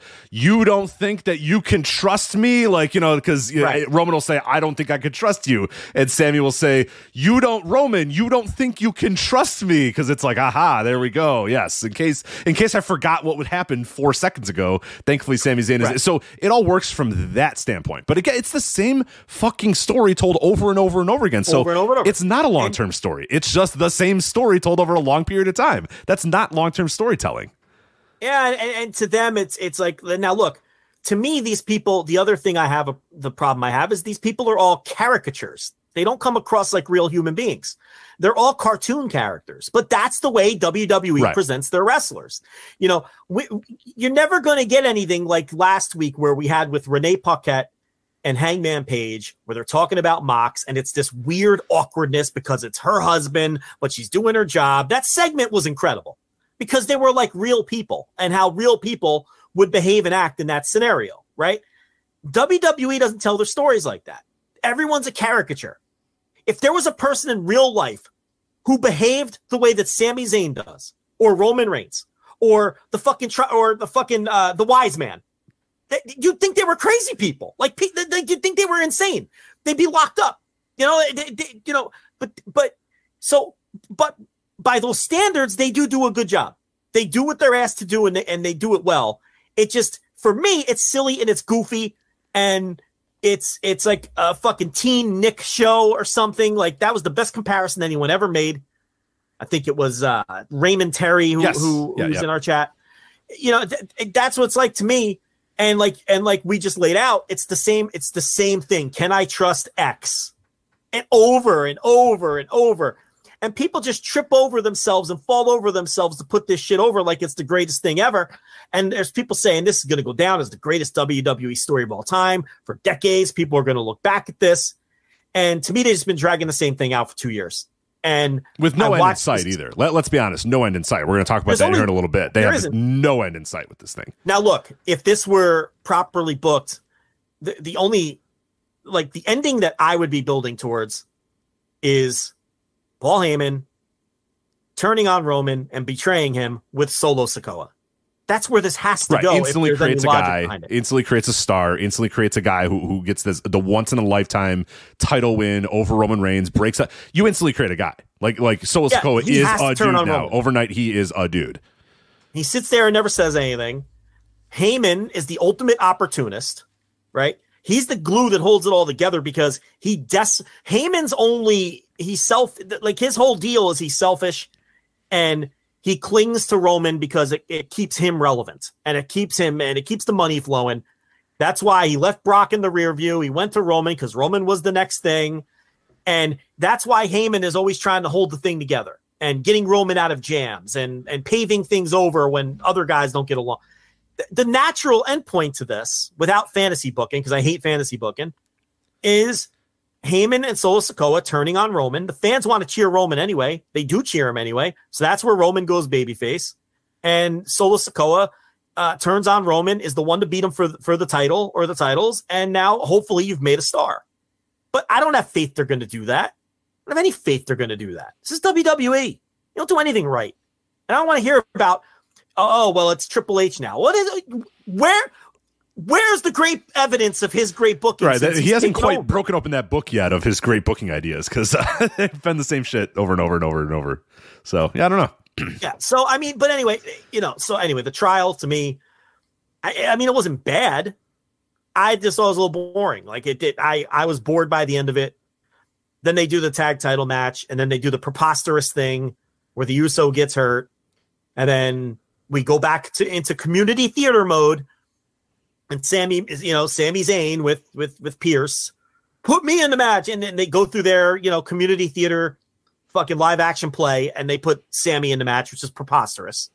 And, people pop big for that too. So I don't know, Rich, everybody likes this shit, but us. Yeah. We're the crazy ones, I guess. I don't know. Maybe that's fine. I'm willing to be the crazy one. It does nothing for me. What are we going to do? Rinse, repeat. And then, at some point you're not going to trust Sami again. We're going to do it all over again. And I don't know. It's I don't know what else is there to say. No. And it segues perfectly into what we wanted to talk about next year. And that's The Rock and Stone Cold Steve Austin, who have both been kind of rumored and bandied about as potentially coming in for this year's WrestleMania. The Rock, obviously for years now, people have said, you know what? The end of this bloodline story could be The Rock, which I always push back against, because it's like, okay, so the end result is Roman Reigns beats The Rock. Okay, well now if there's two scenarios that plays out. Roman Reigns beats The Rock, and then it's like, okay, and we're just still the head of the table. Right, then we're just right back to the same story. Then The Rock goes away, and then Uso is untrustworthy, and we're just back to the same thing again. So we're just doing the same thing over and over and over again. Then, or The Rock beats Roman Reigns, which is like, no, that's not a good story either. The Rock, Dwayne Johnson, doesn't need to beat Roman Reigns. That doesn't help anybody. Yeah. Maybe it gets a few extra The Rock eyeballs. is the head of the table. Yeah, or it gets a few extra eyeballs because The Rock's there, but then ultimately, it doesn't do anything to create anything more than... So regardless, it doesn't matter, because this week on Wrestling Observer Radio, Dave Meltzer said that he does not believe The Rock will appear at WrestleMania to face Roman Reigns, as has long been rumored and discussed. Then on CNBC, The Rock was there, and he was asked about his return to the wrestling ring, and kind of danced around the answer, because he's Dwayne Johnson, The Rock now, and he doesn't really answer things earnestly anymore, but repeated, "My plate is full," as many times as he possibly could, to just kind of say, I'm probably going to be too busy, and no, I'm not going to do that. And there's also been rumors, and I think Dave talked about this as well, that The Rock doesn't think he'd have enough time to get, in-ring worthy enough. Like, he wants to get his body to a certain level. He wants to get his cardio to a certain level. If he's going to come back, he wants to make sure he's out there at the best he can be. So, yeah, he doesn't think that he can do that in enough time. So, yeah, ultimately, it looks like where we're at right now, and obviously things can change last minute or whatever, but as of right now, he does not appear to be there. And I would guess, and everybody's kind of assuming that, there was some big, Usos, Reigns, bloodline family angle that they were going to do at Raw 30.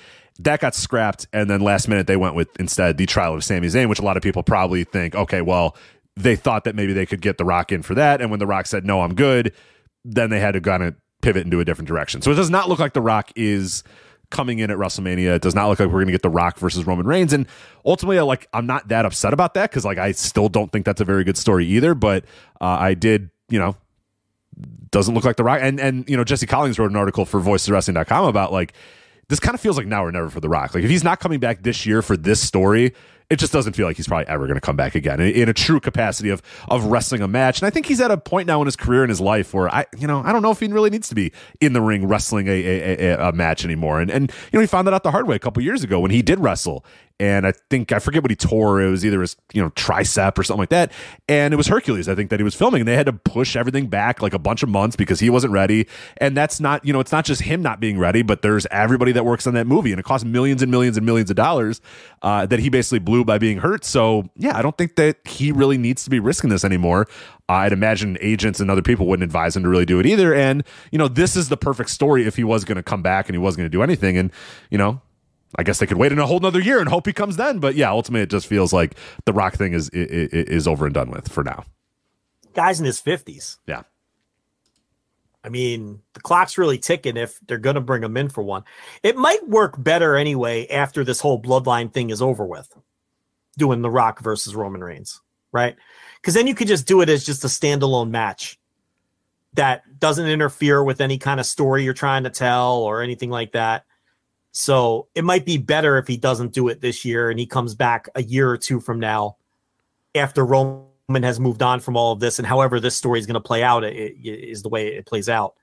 You know, I am skeptical that they have any end game planned for this. No, they don't. I mean, and they've earned that skepticism, certainly, over the years.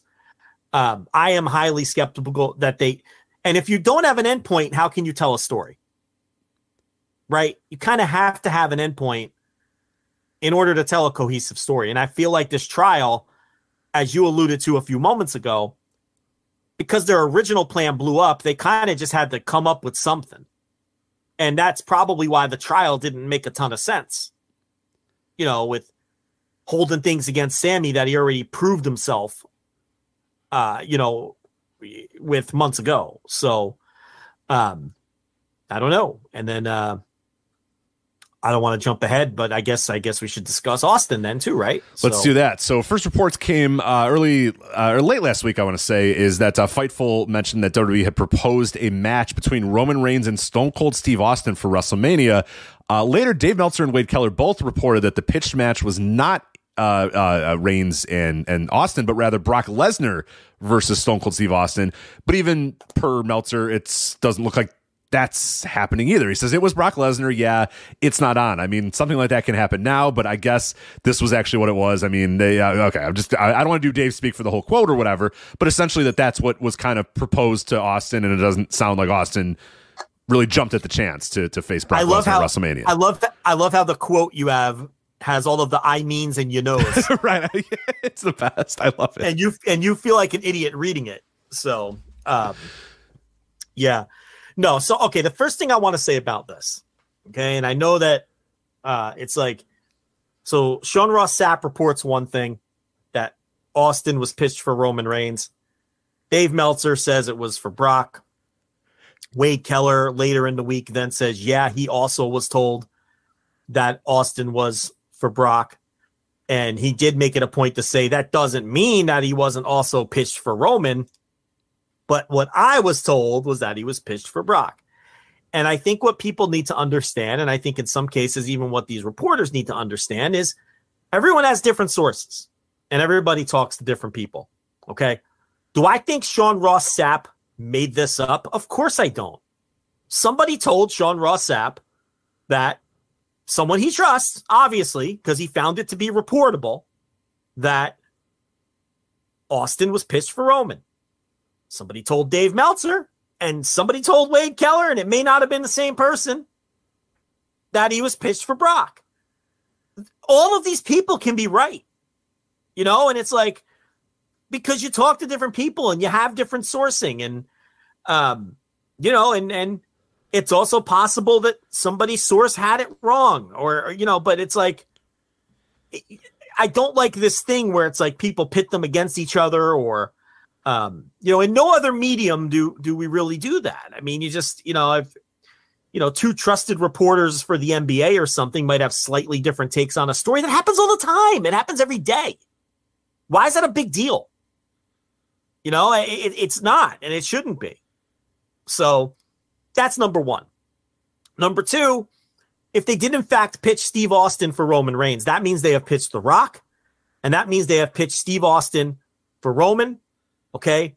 And then when you throw in the fact that the cover person for the new 2K game is John Cena, and I'm sorry, I got to go back to this, but what does that tell you what they think internally of Roman Reigns? Mm-hmm.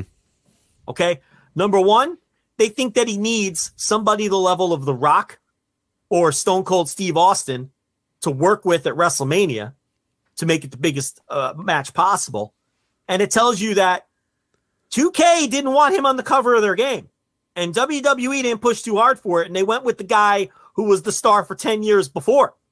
They went with John Cena, who, by the way, is also the guy who, when he shows up, sells tickets and pops ratings. Right. Whenever they have a house show that they need some tickets sold, they say, hey, John Cena's going to be there. And then all of a sudden they sell tickets. Whoa. Well, first they put Roman on and he doesn't sell any. Then they put Cena on and then he sells them. They say, hey, Roman's doing a house show. And everybody goes, all right.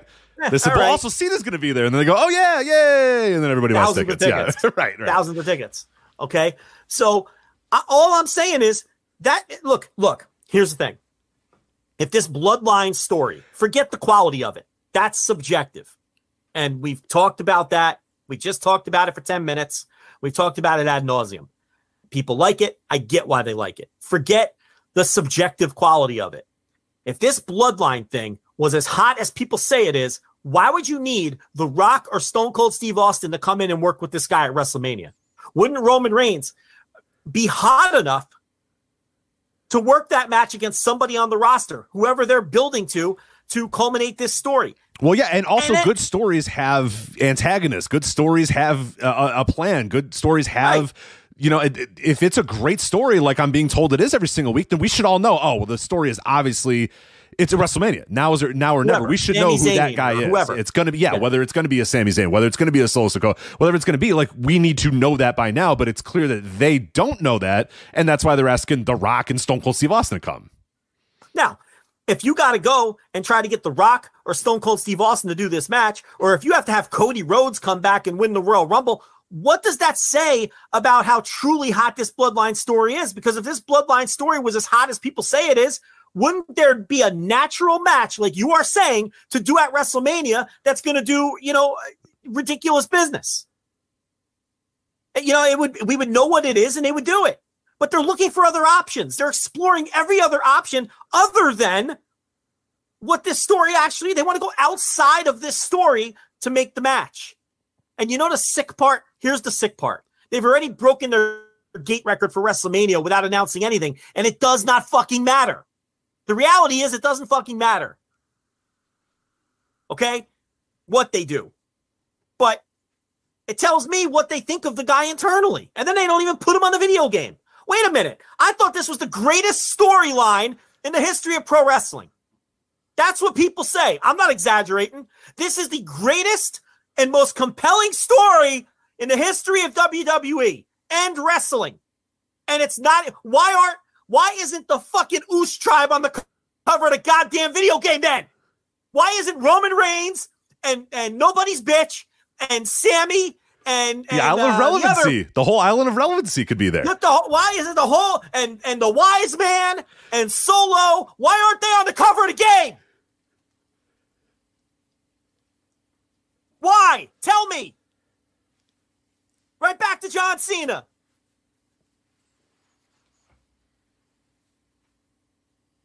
And they don't have an opponent for this guy at WrestleMania. I got no idea. The story's not going anywhere. I have no idea where they're going with this. But the alleged greatest story in wrestling history, and it's not even building to a WrestleMania match.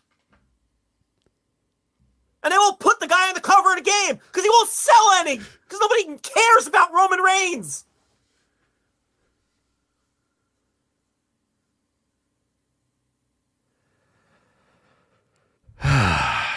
So there you go. That's well, I guess we'll find out a little bit more at Rumble. But yeah, no Austin, no Rock, no real plan in place whatsoever. We'll see. I don't know. They're gonna have to backdoor themselves into Sammy, but nobody really wants that, and they don't want that either. And even if that happens, like Sammy will beat him, and then he'll win it back in 10 minutes. The next night he'll win it back, or it's something like that. And that's not even. I mean, if you're really you want to break Roman Reigns's win. I mean, like you said, the way to do it is Solo Sikoa. If you want to truly out of this create a new guy, a new star, there was a reason you had him run over everybody on this roster for 3 straight years.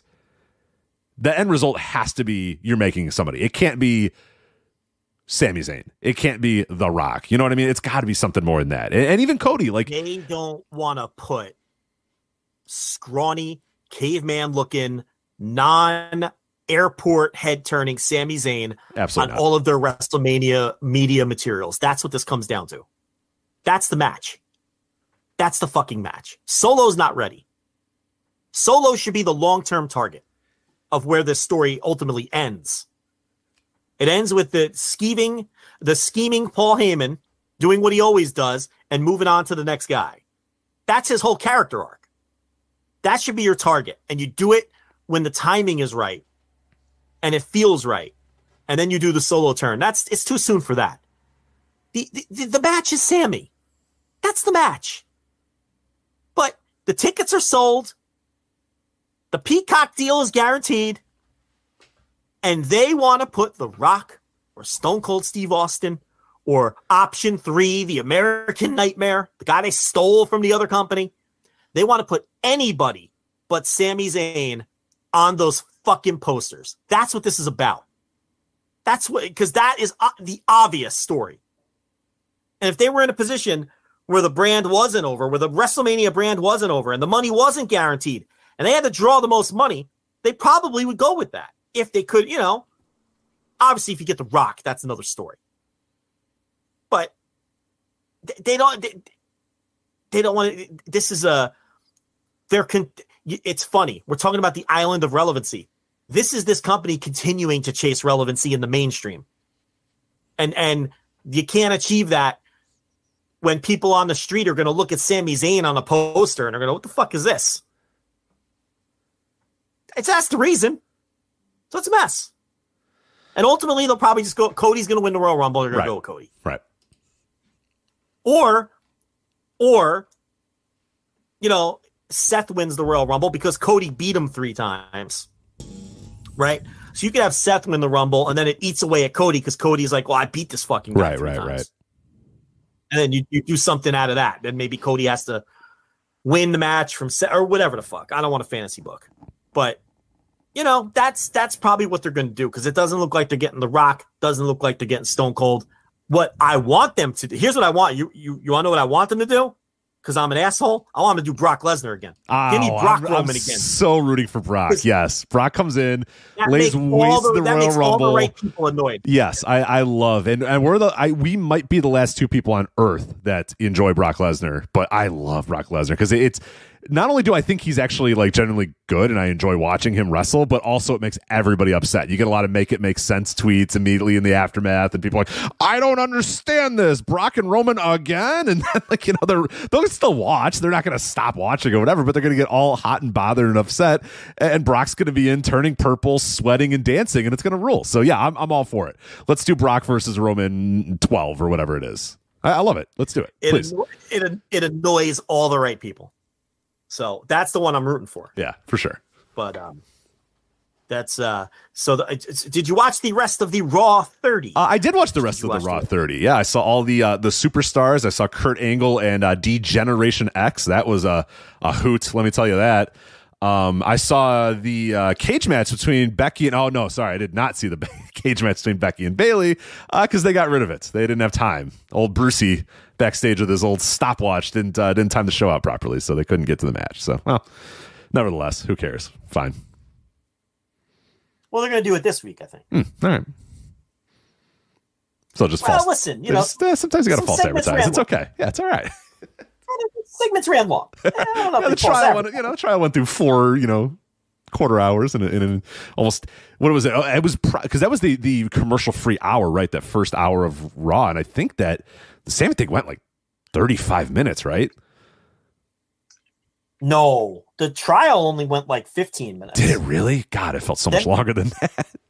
No. Then they did the match, which technically that was all one long segment because the Nobody's Bitch Oos backed up Sammy, and then they had the match, and then Sammy saved them by jumping into the match to defend the titles, right? Right. So, okay. Yeah.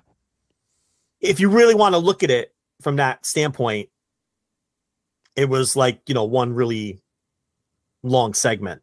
Hold on. I've got the show did a bonkers rating. Yeah. I think the best rating since pre-pandemic, I believe, right? Yeah, they were very smart to do it this way. The first week without football, and then they did the thing that always works, which is the nostalgia. That always works. Oh, they did everything too. They did the commercial-free first hour, heavy on nostalgia. Yeah, the commercial-free first hour, the nostalgia, right? And they loaded up the first hour with the Bloodline and Bray Wyatt. So the whole first hour, it was Hulk Hogan, then the trial, then the match, and then Bray Wyatt and The Undertaker was the first hour. And that first hour did incredible numbers. And then the third hour had the same drop that it usually, like by percentage basis, that it usually does, like by the time they got to the third hour. But it was very smart to load up the show in that way and do a heavily hyped Bloodline deal and do the nostalgia and do the commercial-free first hour and all that the first week after football. Now the key is to see how much of that they retain. Okay, did the stories that we did on this show, is it going to retain people as, you know, we come out of the Royal Rumble and we start going towards WrestleMania? So we'll see. I don't know. But I thought it was very smart and well booked from that perspective, the way that they did it. Well, and also the other quick rating, because the actual Raw 30th anniversary was weeks ago, multiple weeks ago, but they're smart. Yeah. They realized, again, no, this is the week to do that. This is the week to go nostalgia. Yeah. This is the week to start the show off with Hulk Hogan, who literally just comes out and goes, "All right, brother, Hulk Hogan, all right." And then he leaves. Like, no reason whatsoever to be on the show, but he had, you know, that visual of Hulk Hogan. Yeah, they hit that over the head as much as possible, and very smart. Did it the first week that there was no football. The first week they were on their own, commercial free, nostalgia. They played it perfectly, and they've been for years and years and years, and we've never disagreed with this. They've always been masters at the 1 week ratings bump. They've done that for years. Yeah. The problem is they can never seem to actually maintain that, get that going, get those people to stay. Maybe they'll hang around for a week or two, but then they fall off. And then little by little, you know, over the last couple of years, even pre-pandemic, they would do these. The next week, all those people would be gone. Like back in the day when we first started doing the show, they would do this, and it would sustain for weeks on end. There'd be a month or so where they would still ride the momentum of that one good Raw rating. Little by little, it started being, hey, you do this one time, a lot of people come and watch it 1 week, and then they're gone the next week. And it goes right back and plummets exactly where it was before. So I'm interested in this one because it is now no longer football season, so this is, you know, a decent time. The NBA is going to start doing some stuff on Mondays as well. You're going to have college basketball, so you're not in the clear completely, but you're free of money, of the juggernaut that is Monday Night Football, and that always does help. But as we've seen, like, WWE's kind of been immune to Monday Night Football over the last couple of years, and we had a long discussion about that maybe last year about WWE's ratings, you know, post Monday Night Football, and how they maybe have whittled their fan base down to like literally the people that would only watch. Yeah, but the last 2 years though, it did drop when football started. Oh no, for sure. But it's just not the precipitous drop that we maybe all. They used to do a very, very, very large drop, and now the drop has just been kind of minimal. So I don't know. We'll see here what happens this year if those people do come back, or the football watching public now tunes into Monday Night Raw again, or if they ultimately go and choose something else on Mondays. So for the second week in a row, so the New Japan show this week was the second half of the Wrestle Kingdom main event. It was Jay White versus Okada. And for the second week in a row, the New Japan show beat the Impact show in the 18-49. Now this week, Impact beat New Japan in total viewers. The week before, New Japan topped them in total viewers and the demo. This week, though, they topped them in the demo again. And they actually had their highest demo number since May 12th, according to WrestleNomics. New Japan did. So the Jay White Okada match did shockingly well on Axis too. I mean, we kind of figured Ospreay Omega would, and this one basically did just as well as Ospreay and Omega. So there was a lot of interest in Okada versus Jay White, and you know, once again beating Impact, which airs 2 hours earlier in the 18-49. So you know, we've got like multiple weeks of evidence now that people will show up to watch, you know, the big matches for New Japan on Axis. And now we see, again, very similar. Now when they're done showing Wrestle Kingdom stuff, where do they settle? Do they settle closer to those 100,000 viewers a week, those 6 figures worth of total viewers a week that they used to do on their first run in Axis? Or do they dip back down into like 40,000 viewers a week, which they've been doing on this latest run, airing at 10 p.m. after Impact? So we find out. But the two Wrestle Kingdom main events were massive hits for Axis, because we know that Impact is the highest rated show on Axis. So the last 2 weeks, it stands to reason that New Japan Pro Wrestling has been the highest rated show on the network. Yeah. Airing at 10 p.m., which is pretty wild for you know, a repeat of a mat. But they're Yeah, what you really hope if you're New Japan on Access, if you're New Japan or whatever, that people watch those and maybe get back into the habit of watching New Japan again. If maybe they haven't watched in a while, watched it and said, you know what, maybe I should get back into New Japan. Maybe I should start watching this every single week again, because there was a time when that was a good, consistent rated show, and there was a lot of people that were watching that show on a weekly basis. And when New Japan fell off, that show fell off. And I don't know. We'll find this week. I cannot wait for the rating this week, because it'll really tell us post Wrestle Kingdom if these fans are really in it, and maybe they're back to following New Japan, or if they ultimately heard about two really, really good matches, heard about Wrestle Kingdom, heard about the hype, and now are just going to say, you know what, next time I hear the hype, I'll come back, but I'm not going to watch every single week. It's no longer, it's not something I absolutely have to make sure I watch, like I did have to make sure I watch these past weeks. Yeah, I just think there's a pool of people who follow New Japan with this show. Yeah. And all of them watched the last 2 weeks because they were two huge matches. That's what I think it is. So they're not going to hold this, obviously. The viewership is not going to hold. The question is, how far back down does it drop? Does this re-energize all of these people who say, wow, I just saw two great matches. New Japan feels vibrant and alive and hot again. And maybe their settle point is a little bit higher than it was before Wrestle Kingdom. That's what the hope would be if you're Axis and if you're New Japan. And then the question now, do they put Monet, do they put her on the show? I don't know that they aired that in any of these weeks. I don't know the answer to that, but that'd probably be a good idea to put the Stardom match and the Monet segment on Axis as well. And see how that does. I have a feeling it would do similar numbers in the same range, and then you just go from there. So, so as you can see, if people respond to the big matches. So I just thought that was notable again, and we keep an eye on it for next week. Do you want to use that as a transition into talking about New Japan? Are we done with the WWE? I think we are. Yeah. We definitely, thankfully, are. So let's get into it. New Japan did the Wrestle Kingdom 17 in Yokohama Arena. I don't feel right calling it Wrestle Kingdom 17, so I'm going to call it the New Japan Noah show from Yokohama Arena, because it does. I know it's called Wrestle Kingdom. It doesn't. It's not Wrestle Kingdom. Get out of here. Wrestle Kingdom was weeks ago. But they had a pretty interesting show here. So you had, and we covered the card a few weeks back. But you have Congo versus LIJ, a best of 5 series between those two units and singles matches. A few other things up and down the card, but ultimately what most people came away from this show remembering and perhaps an iconic moment of this year, and who knows what it's going to lead to for the remainder of the year.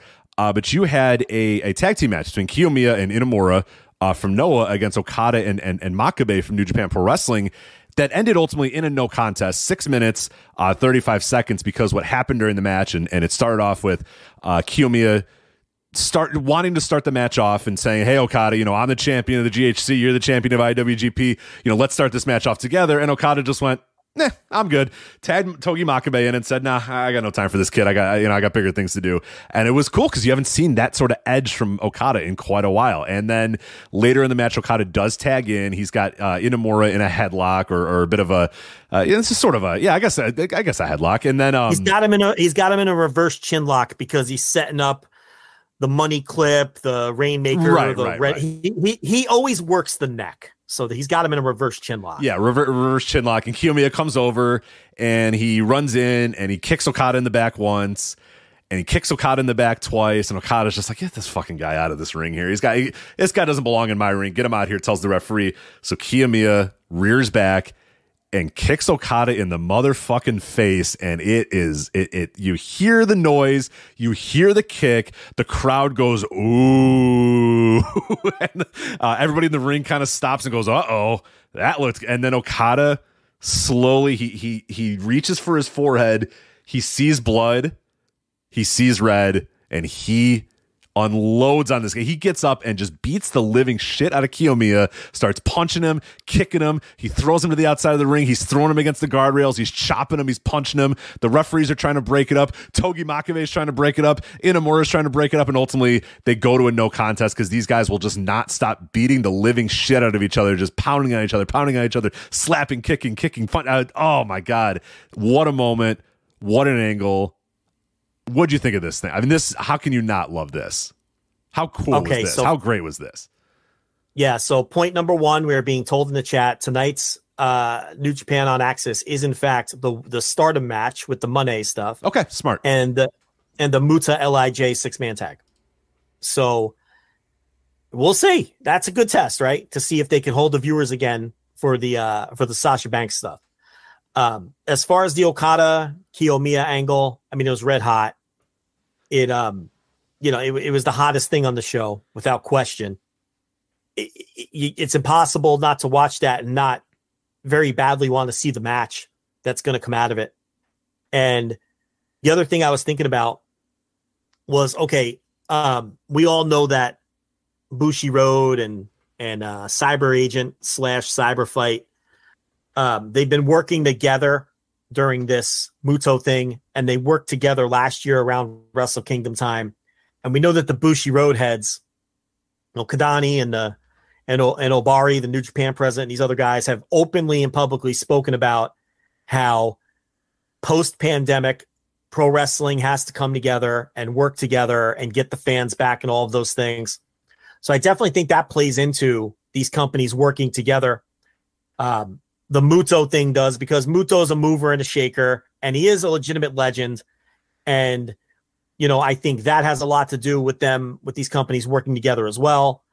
And now you can kind of see what New Japan is going to get out of this at the end of the day, and what maybe the kicker to the entire deal was. Okada's pinning Kiyomiya. I think we all know that. So they're going to have a match at some point, and Kaito Kiyomiya is eating a rainmaker center of the ring. So what this angle showed me was, all right, this was what New Japan wanted to get out of this, being on the high ground. Okay. At the end of the day, it was probably, okay, we will work with you. We will do another joint Wrestle Kingdom show. We will send people to the bye-bye shows. We will work together with our number one, rival for market share in the company, but we will hold you at arm's length, and we will work with you through this Muto stuff and this togetherness to get through the pandemic. But at the end of the day, our guy's pinning your guy's center of the ring. So that's definitely going to happen. And it's going to be really cool to see those guys have a match. And it's the kind of concession you have to make if you're in the position that Noah is in. If you want New Japan to play ball with you, and, you want to have shows where you draw 8,500 people to the Yokohama Arena, partially on the strength of with New Japan participation, all those sorts of things. And then whatever this show draw 5,500 people to this show this was in the Yokohama Arena. I guess the Muto bye-bye deal was, they were both in the Yokohama Arena, right? I think they were both in the same building. Yes. Yeah. They were back to back. That's basically why they were in this building, and why it was a Noah ring and stuff is like, yeah, they were going back to back, first day and then the second day. So yeah. Yeah, and and you'll send them Satoshi Kojima and loan him out to them and these sorts of things, because I'm sure that Muto, who's tight with Kojima, requested that and asked for that at the time, and New Japan wasn't doing anything with Kojima anyway, so it doesn't make a difference. And you get Muto on the first Wrestle Kingdom card as well, and you make all these trade-offs, but at the end of the day, Okada's going over your guy, so that seems to be the big concession that Noah has to make when all of the smoke clears and all of the dust settles on all of this. But yeah, it was a tremendous angle, and it was outstanding stuff, and it was the most memorable thing on the show. But as far as the rest of the show, I thought it was a great show that to me did not have a great match. I enjoyed the hell out of this entire show from top to bottom. There were a couple matches that just totally shocked me with how good that they were. Tadasuke versus Bushi was so much better than I thought. Yeah, that was really good. There's another match that I have in mind. I'm curious if you have the same, but go over it. Despi versus Yohei was way better than I thought it was going to be. But the best match on the show to me, and quite honestly, I don't even think anything was close. was Kosei Fujita and Ryohei Oiwa versus Ozawa and Yano. Oh, that match, Young Lion. Yeah, that's. I have a different favorite match, but that was awesome. That was great. That was the best match on the show. I mean, I tried to rate this match on Cage Match, and I tried to rate it on Grapple. Grapple doesn't have that match available, and you can't rate the match on Cage Match because Ozawa doesn't have a profile yet. I'm like, damn it, I just want to rate this match. This match ruled. I mean, this is what we talked about last week. I wish there was a whole promotion where they wrestle like these guys wrestle in these Young Lion matches with the intensity, and Fujita in particular chopping the shit out of these Noah guys. And this Ozawa, he's tall. Did you see the drop kicks this guy was throwing? Yeah, that Ozawa. Yeah, I'm seeing a lot out of that guy. He's got good shoulders, good face. You know what I mean? I'm like an old school baseball scout. I'm like, yeah, good presence. A hot girlfriend. Good shoulders. Good, could fill out the body. And then you see, those drop kicks and the chops and the work. And I'm like, yeah, dude, this is a guy. This is a dude for sure. You look at the size this guy has. Okay, now he was the greenest guy in that ring. There's no doubt about it. And he must have did that drop kick 3 or 4 times because it's like one of the only tools he has right now in the toolbox. But it's a gorgeous drop kick. I mean, he nearly went over Fujita's head on the first one. He almost missed him. And he's tall, and he's got a good look to him. This guy can be a generational rival to Kiyomiya. I'm really that high on this guy. I mean, to me, this is one of the top prospects in Japan right now in terms of when you look at the young boys in all of these companies. And that includes the New Japan guy. Like Fujita is looking better and better every day. That guy looks incredible. Okay. And he looked incredible in this match. And All Japan's got their boy that they're developing, that Anzai, who they think is going to be a big deal. And we know about all the Dragon Gate guys. I put this Ozawa right at the top of the list. Okay. He's more raw than all of these dudes. But when you look at, like you said, when you look at the tools that he has, well, you just see his body. I mean, you could just project where that body is going to go and the height. And that he's got jump off the page looks. He's got that like, oh, well, hold on a minute. Because some of these guys come out and like, they're really good work. Like a Ren Narita, who I love. I like Ren Narita a lot. But when he was a young lion, it was like, all right, this guy he's going to be, if he's a good worker, he'll be, but he wasn't like, all right, yeah. He had a look about him. He had a presence about him that you can kind of, I'd be stunned if Ren Narita at any point was a main eventer or a generational rival or anything like that. You know what I mean? Like, that's just never where I saw him. And that's fine. Like, not everybody's going to be that. But when you see a guy like this, you see this Ozawa, and to a lesser extent Fujita, I kind of get those same vibes out of him too. I'm like, these dudes look like the real deal. I mean, they got the bodies, they got the height, they got the presence. They just look very projectable into the future. And you can't help but get excited watching those guys wrestle. Yeah, I mean, Yasutaka Yano, we've seen him for a while. He doesn't jump off the page. He's exactly what I'm talking about. Like where the end result for him is going to be like good little worker on your roster, and that's fine. Yeah. That's okay. And maybe he gets to the high end of that and does a little bit more than we think. But like, you're not thinking, okay, we got to carve out a main event spot for this guy in 5 years. You don't think that with Yano. You're like, yeah, you know what? Whatever we get out of him is fine, and that's okay. Like, that's not everyone's going to be big time main eventer, but you see Ozawa. And you see, okay, Noah has to be circling this guy and saying that we need to figure out a way that this guy is one of our top stars in the next 5-6 years. He jumps off the page to me a lot stronger than Anzai does in All Japan. And everybody, I like him, but I don't see the next big thing with Anzai. I know they want him to be, and they're trying like hell for him to be, but I'm with you. I haven't saw that out of him yet. I haven't seen what was clearly the next, like a potentially generational, talent. I don't see that out of him yet. That doesn't mean Anzai won't get there, and that doesn't mean Ozawa will. I mean, we're projecting out a guy who has like 10 matches in his life or less, and Anzai only has about 20 matches in his entire career. He probably, I'd be willing to bet, doesn't have any more than 20 or 25 matches at this point because he started in like the fall with that Yuji Nagata match in Budokan Hall.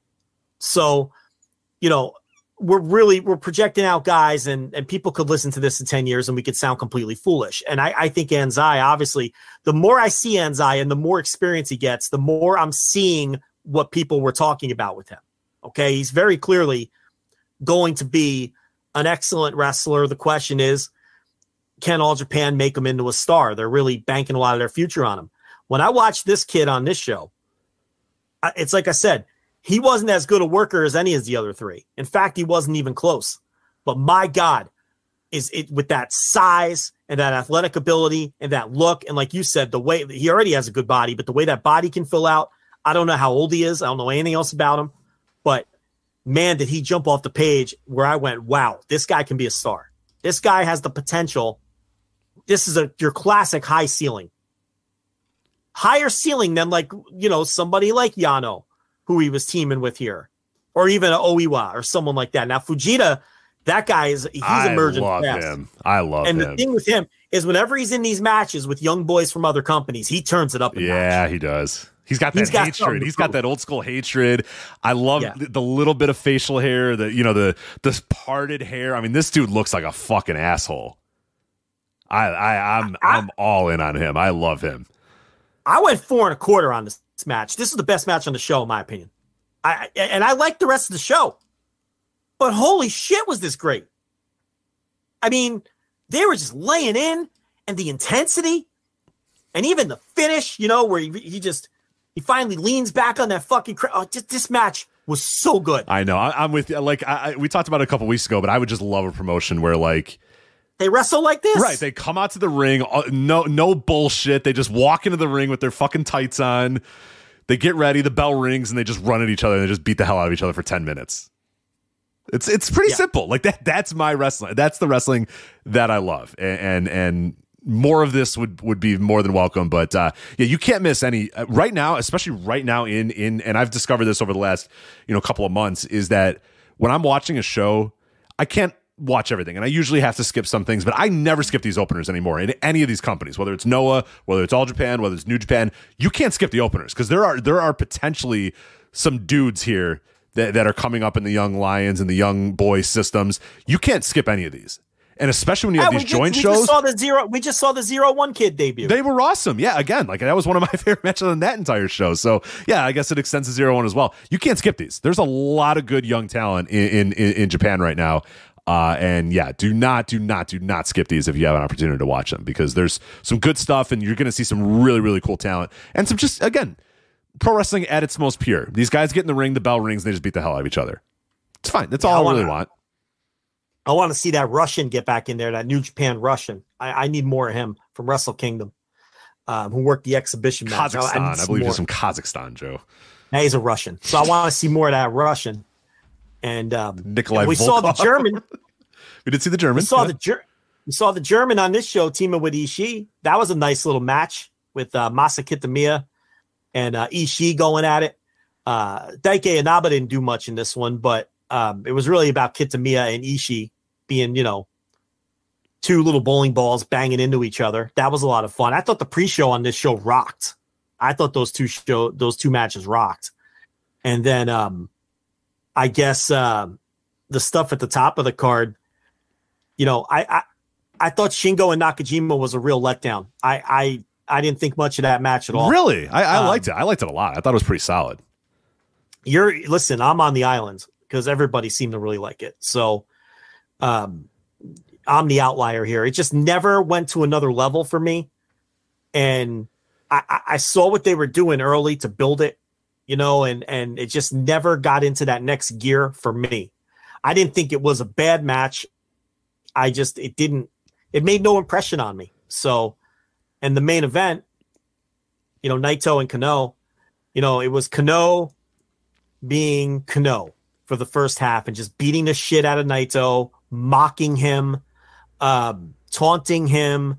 It's exactly what you want out of a Kano match against a guy against Naito. He put out the challenge and now he's mocking him. He's beating him up.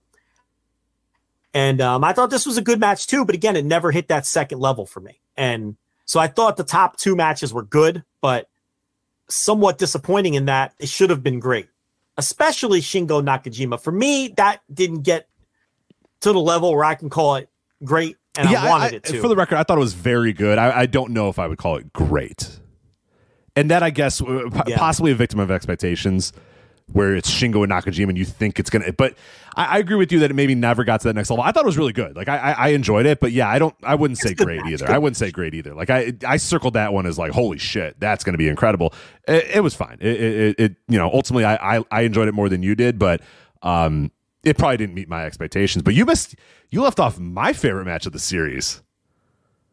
I cannot believe I'm saying this. Manabu Soya and Sonata. I loved that match. I thought that match fucking stunk. What? My take was going to be that was the worst of the 5. Whoa, no way. I love that match. Yeah, I don't know why. I didn't like it at all. Interesting. I didn't like it at all. I thought it was a classic Night 9 of the G1 Sonata isn't trying match. I kind of thought he was trying a little bit. That's we'll have to rewatch that match together, sit down together, because I was thinking, man, Sonata's really working his ass off here a little bit. He's bumping in there with Soya. Soya's giving him some good shots. Like I don't know. I kind of had the opposite. I thought Sonata was putting some effort into this one. Yeah. See, for me, the top 2 matches were good. They just didn't meet my expectations, but they were good matches. I thought the 2 junior matches blew away Soya and Sonata. I thought the junior matches were very good, and that the Soya Sonata match to me was the dud out of the 5. So I couldn't disagree more. That match actively annoyed me. Like, I was mad after that match. I'm like, this match fucking sucked. Fuck these guys. I was like, damn, wow. All right. Yeah, that one I didn't like. A Wrestle 1 disrespecter. You know, you now you're acknowledging GLEAT, so you're throwing Wrestle 1 into the dumpster now. Unbelievable. I should be nicer to my boy Soya. I was gonna say, come on, man. But he's got the red hair now. He's like, hey, I'm in Congo. Look at my red hair. You know, like, I don't really care what Sonata thinks, but I should probably be nicer to my boy Soya. But the match didn't do nothing for me. You know, like, I thought Tadasuke's Bushi was shockingly good. Like, I couldn't believe how good that was. The best Tadasuke match I've ever seen. And it was Bushi can do that. Like, he used to do it like 4 times a year, and now he does it like 2 times a year, where he just goes out there and busts his ass. And he could do it, and he's capable of it. And you realize, wait, this guy's kind of good. And if he actually tried more, he'd be really good. But ultimately, he realizes to his credit, he understands he doesn't really have to do anything or be that good. And he's just there to eat pins or whatever. But a couple times a year, he could turn it on. And this is one of those too, where he and maybe it's just being in featured singles matches more is what he needs. But then again, he shit the bed in those situations too. So I don't know. Does this add any fuel to the fire that, maybe Teton is replacing him as the pin eater of the group, and he might be moving on because he took a pin here, or because losing to Tadasuke, that's a pretty low ranked guy. Pretty low. Yeah. When we were going through who could lose in this series, you thought that was a pretty tough one that Bushi was, and I was like, nah, I think it's Bushi. But even then, when it happened, I was a little surprised, because you're saying Tadasuke is like not as low as it can go, but he's pretty damn low. So I don't know if that was just a victim of, well, someone's got to take falls here, but I don't know. Yeah, that's not great. I mean, 2 of them had to lose, and they went with Bushi and Sonata. Right. I thought Naito, but then when we found out what the great Muta, or the Keiji Muto final bye-bye card was going to be, then it was like, oh, well, you can't have Naito lose that. Yeah. Then. I mean, I didn't think Naito, but and Hiromu couldn't lose, and Shingo couldn't lose because he's wrestling Okada. So Bushi and Sonata had to lose. They didn't have any way out of that. So it could be, it's probably just nothing. But I thought Hiromu Hajime Ohara was a good match too. I really enjoyed those 2, and the other match, which was Despi and Yohei, the other junior match, which wasn't part of the series, but man, I thought Despi got the best out of Yohei too. So you get the feeling that some of these guys were pretty jacked up for this card. There were some working shoes on this show when normally there might not have been. In some of these scenarios. Well, it probably speaks to, especially these guys over the last couple, during the pandemic, there's been a lot of guys just facing the same guys over and over and over again. And, the companies have been kind of stagnant in some ways. So sometimes it's nice to just throw, have a show like this and put people in singles matches. And ultimately, yeah, if you could decide who's going to lose and who's going to take the falls and everyone's going to be okay for it, it's probably going to make it a lot more interesting. I'm sure Bushi was more excited about this match than he's been for a match in a number of years. And you can go up and down the card. Hiromu, like you said, I think Hiromu was busting his ass way more than I've seen him do in a couple of years as well. So, yeah, I'm sure just that variety feels good every so often to get in there, and you're against different guys. It's a different type of crowd. It's a different kind of looking arena, different things like that can help. So Tadasuke had a fire under his ass. I mean, that guy just, he works so hard. And in that 6-man tag, I thought Amakusa came across real well as the star of the match, in fact, which was probably by design because he's their junior champion right now and all of that. But, I think with the gimmick change and has been a positive for him, and they might have something there. Now, we all know how poorly they booked their juniors, and it ultimately might not matter. But he's going to turn 17 times before the end of the show. Yeah, but I think the gimmick change is great for him, and I thought he was the standout of that 6-man tag where he teamed with Alejandro and Junta Miyawaki, who's back from Mexico. I like him. I like him a lot. I don't know. I forget if you're a Junta fan, right? No, he's good. Yeah, he's good.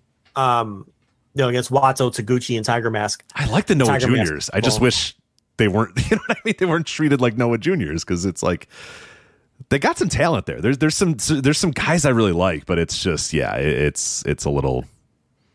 It's Noah. You know what I mean? At arm's length, unfortunately. And there's still some scummers there, and that's the problem. Is there at the end of the day, Tadasuke is going to go back there again, and I'm not going to like what he does the next time or whatever.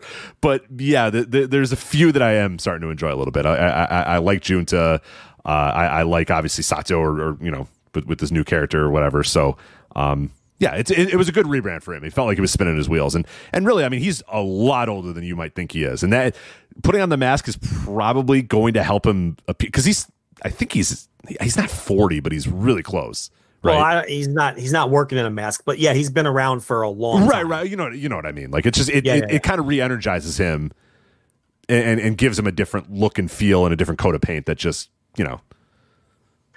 Yeah, he bounced around the scummy promotions for a long time. Yeah, he was Michinoku Pro for years, and he's he came to Noah a few years ago, and he did the whole tag team with Hiroki, and then the split, and now they're both doing their own thing, and I think this is a real positive change. And I'm seeing something in a guy who I quite honestly never saw much of in the past. I just thought he was a guy, but he looked great in this match. And I guess the only match we haven't talked about was the opener, which was Tanahashi, Kojima, Yano, and Sugiura against Gedo, Marufuji, Kenta, and Phantasmo. Obviously, it sticks out like a sore thumb who was there to eat the pin. Nobody, the working shoes weren't on in this one. These were the veterans in there to just get in and get out.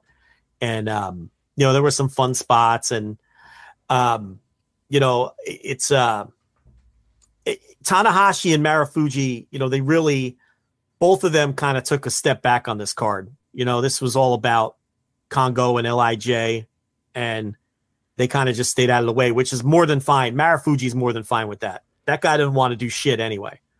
Tanahashi, he worked with Muto at the first Wrestle Kingdom show, and that match that was probably the least interesting match on the entire show.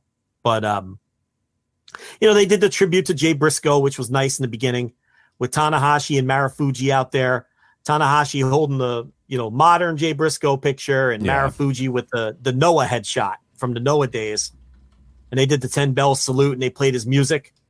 So that was nice, and you could see some of the guys were real torn up about it. And the only other thing I want to mention about the show, and then I'll let you give some closing thoughts yourself, is I thought Kevin Kelly and Chris Charlton were so fucking good on this night. I mean, Kevin Kelly's going to do his homework. Chris Charlton's going to do the work. Those are two guys that are going to do the work. Right. Okay. They don't call Noah on a regular basis. But was Kevin Kelly right on top of it all night long with background, not only of the wrestlers, where they'd been, how they got to this point on this card, what the stories were for a lot of these matches, what the current theme is with each one of these wrestlers, including some of the undercard guys. He knew that Miyawaki had just come back from Mexico. Kelly was outstanding. You would think that he's a Noah commentator. And Charlton, always well prepared. The two of them. And the one thing about Kelly and Charlton now, their chemistry is getting scary good. Yeah, it is. Yeah, I was about to say, I think they've become the best. Ian and Caprice is still like that. That's a team that just, but man, Kelly and Charlton are right there because they're just, like you said, they have comedic timing now. And I mean that in a good way. I don't mean they're trying to, rattle off jokes with each other, but like they're able to, riff on each other perfectly. There's not an awkward pause. And it just feels like two friends doing these shows now. It feels like that relationship is not just I'm a commentator, you're a commentator, here we go, let's commentate. It feels like two friends kind of talking, but then also they're just so good at doing their homework and so good. And Kevin Kelly does not get enough love for the amount of homework that he does to ensure that he knows everything that's going on. And he makes it, you're watching and you're being educated. And if you don't know, if you do know the stuff, that's fine. Like, it's okay to be reinforced about some of the things, but he's not talking down to you though. He's just coming from a point of, I'm the commentator and I should know what's going on in front of me. I should not be sitting there going, whoa, what's that? Oh, whoa, hey, what's going on? Like, he's the expert. He is, it's kind of the classic pro wrestling announcer, like the guy who is the expert, in a lot of ways. He's teaching you, the audience, what's going on. He's letting you into this world or whatever. And then Charlton, just anytime that Kevin Kelly has any moment of pause where he's not sure about something, there's Charlton to just clarify it or just to give it extra color. Exactly what a play-by-play and a colored person is supposed to do. But yeah, they're getting scary good, like you said. It's starting to become a problem. You know what I mean? They're up there in terms of great commentary teams now, and they've been good for a while. They've been good for a while, but it's starting to go to another level here. Yeah, they're really becoming great, and the banter between them is just their chemistry now from working together all this time. Yeah, it's just so tight. I mean, the chemistry's tight. It's the work. Yeah, they it's clear they put in the work. They do a great job. And I really liked during the Okada Kiyomiya angle how Kelly, as a New Japan guy, was siding with Okada and getting emotional and blaming Kiyomiya for the match falling apart and getting on the referee for not controlling things. I like the referee thing. He's like, you're going to have a problem. Okada's going to kill this kid if you don't stop him. Like, type of thing. Yeah. It was kind of like Kevin Kelly not being, the commentator, but he was just like, the referees, you got to get control, man. He was talking to the referee, get control, stop this, or Okada's going to kill this kid. He's going to kill this kid. He's not going to stop. You better stop this. You got to get control here. You're going to be there's going to be a problem on your hands. Yeah, that was really good. They did a great job during that angle. Yeah, and then Charlton later was like, well, Kevin, it was Okada who disrespected Kiyomiya a year ago and said that he would never get. And then Kelly was like, all right, you make a good point. But he's like, he rooted for his home team in that moment. Yeah. You know what I mean? And it's like, he was the hometown announcer rooting for the home team. Like, if you're listening to a local baseball broadcast and a brawl breaks out, these guys always take the side, even if they're the ones that beat the batter. You know what I mean? Like, they always take it from the side of the home team, and that's what he was doing here in this situation. So this was a notably tremendous broadcast out of those two guys, and I just wanted to make note of that before we moved on. You have anything else on the show? No, and then I would say to that other point too, then, Charlton immediately saying, this reminds, a lot of people are probably going to think of Akira Maeda and Riki Choshu, and then kind of coloring that in again. And that's all I want. Talk about what I want on a pro wrestling commentary.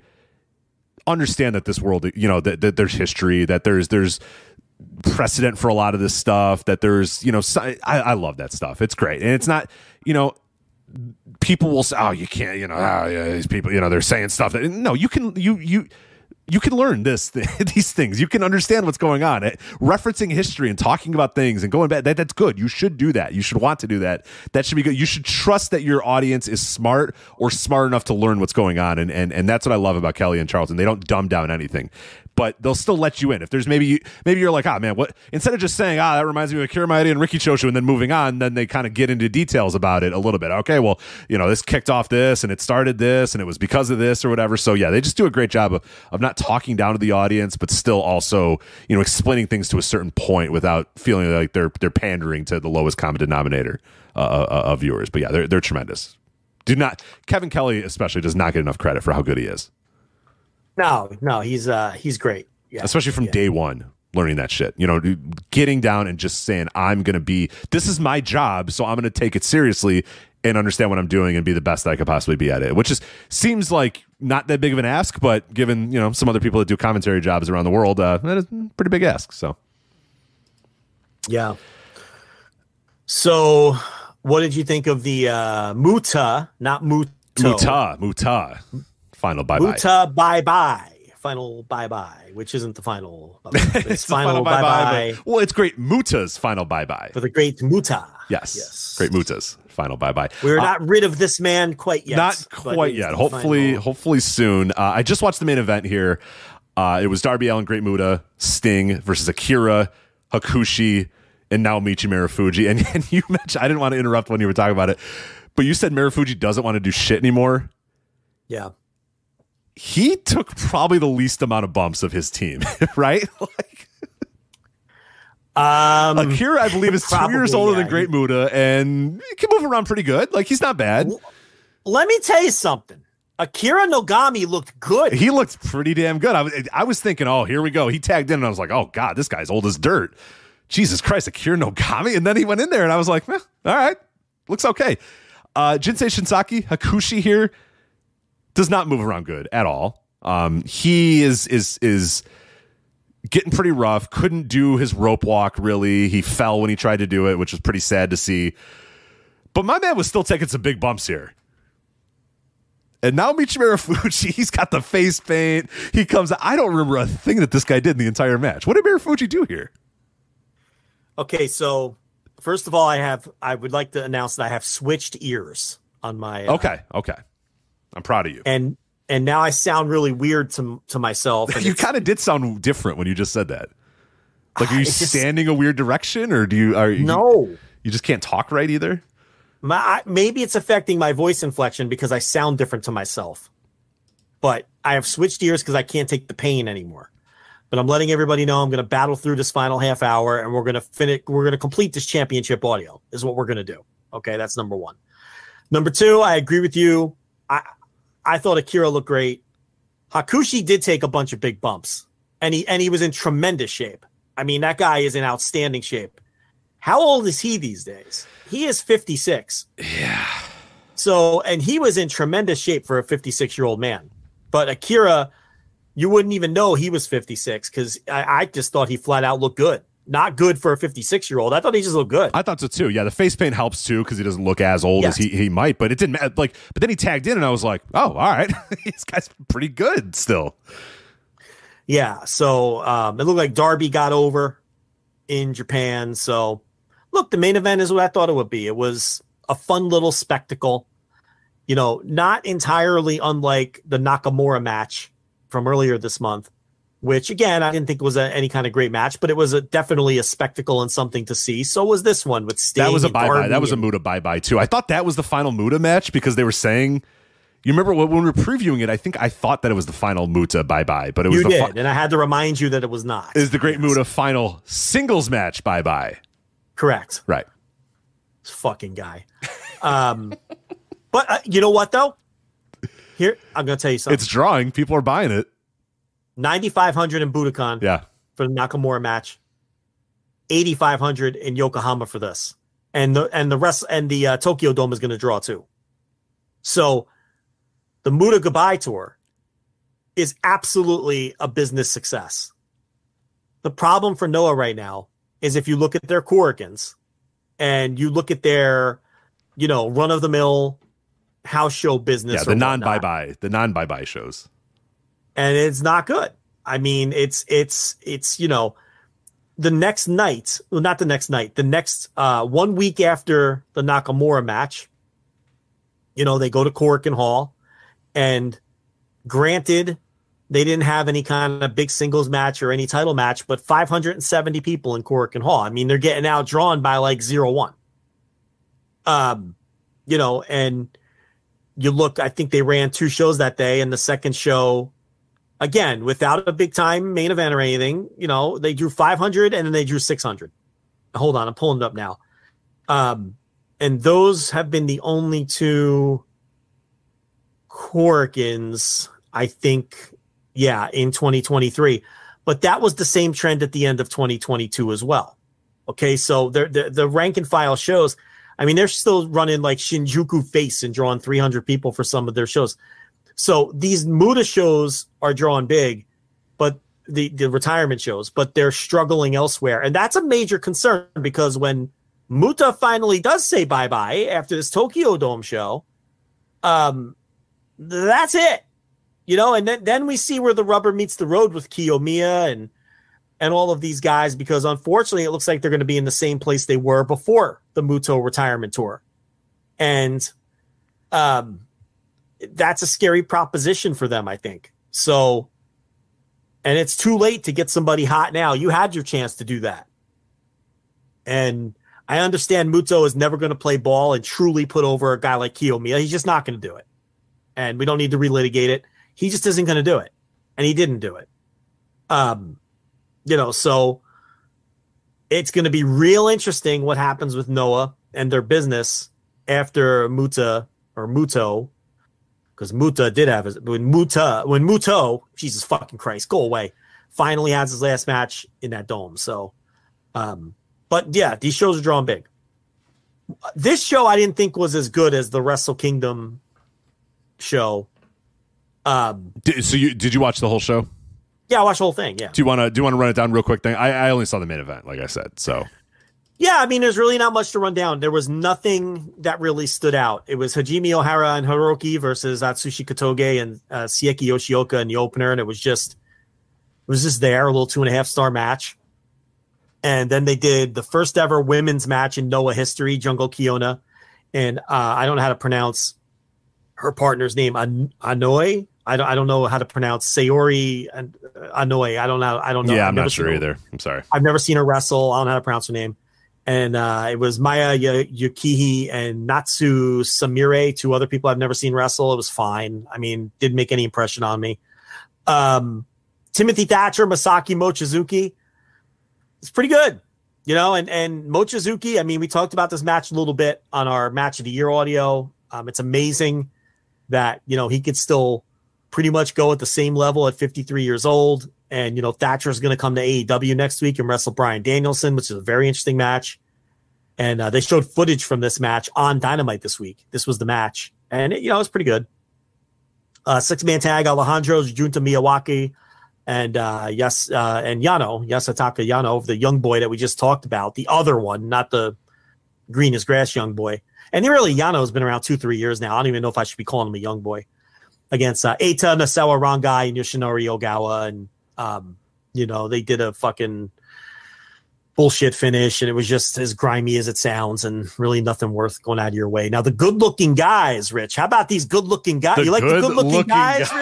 That is one of the weirdest names of a stable I've ever but they're good-looking guys. They're not wild and crazy guys. They're good-looking guys. So it is what they are. They're good-looking guys. I mean, I can't deny that. Is Jake a good-looking guy? I don't know. I don't know what good-looking guys look like. Jack Morris is objectively a good-looking guy. Jack Morris is a good-looking guy.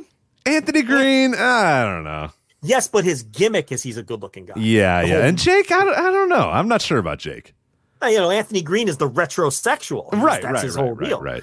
Jake Lee, I mean, he's kind of.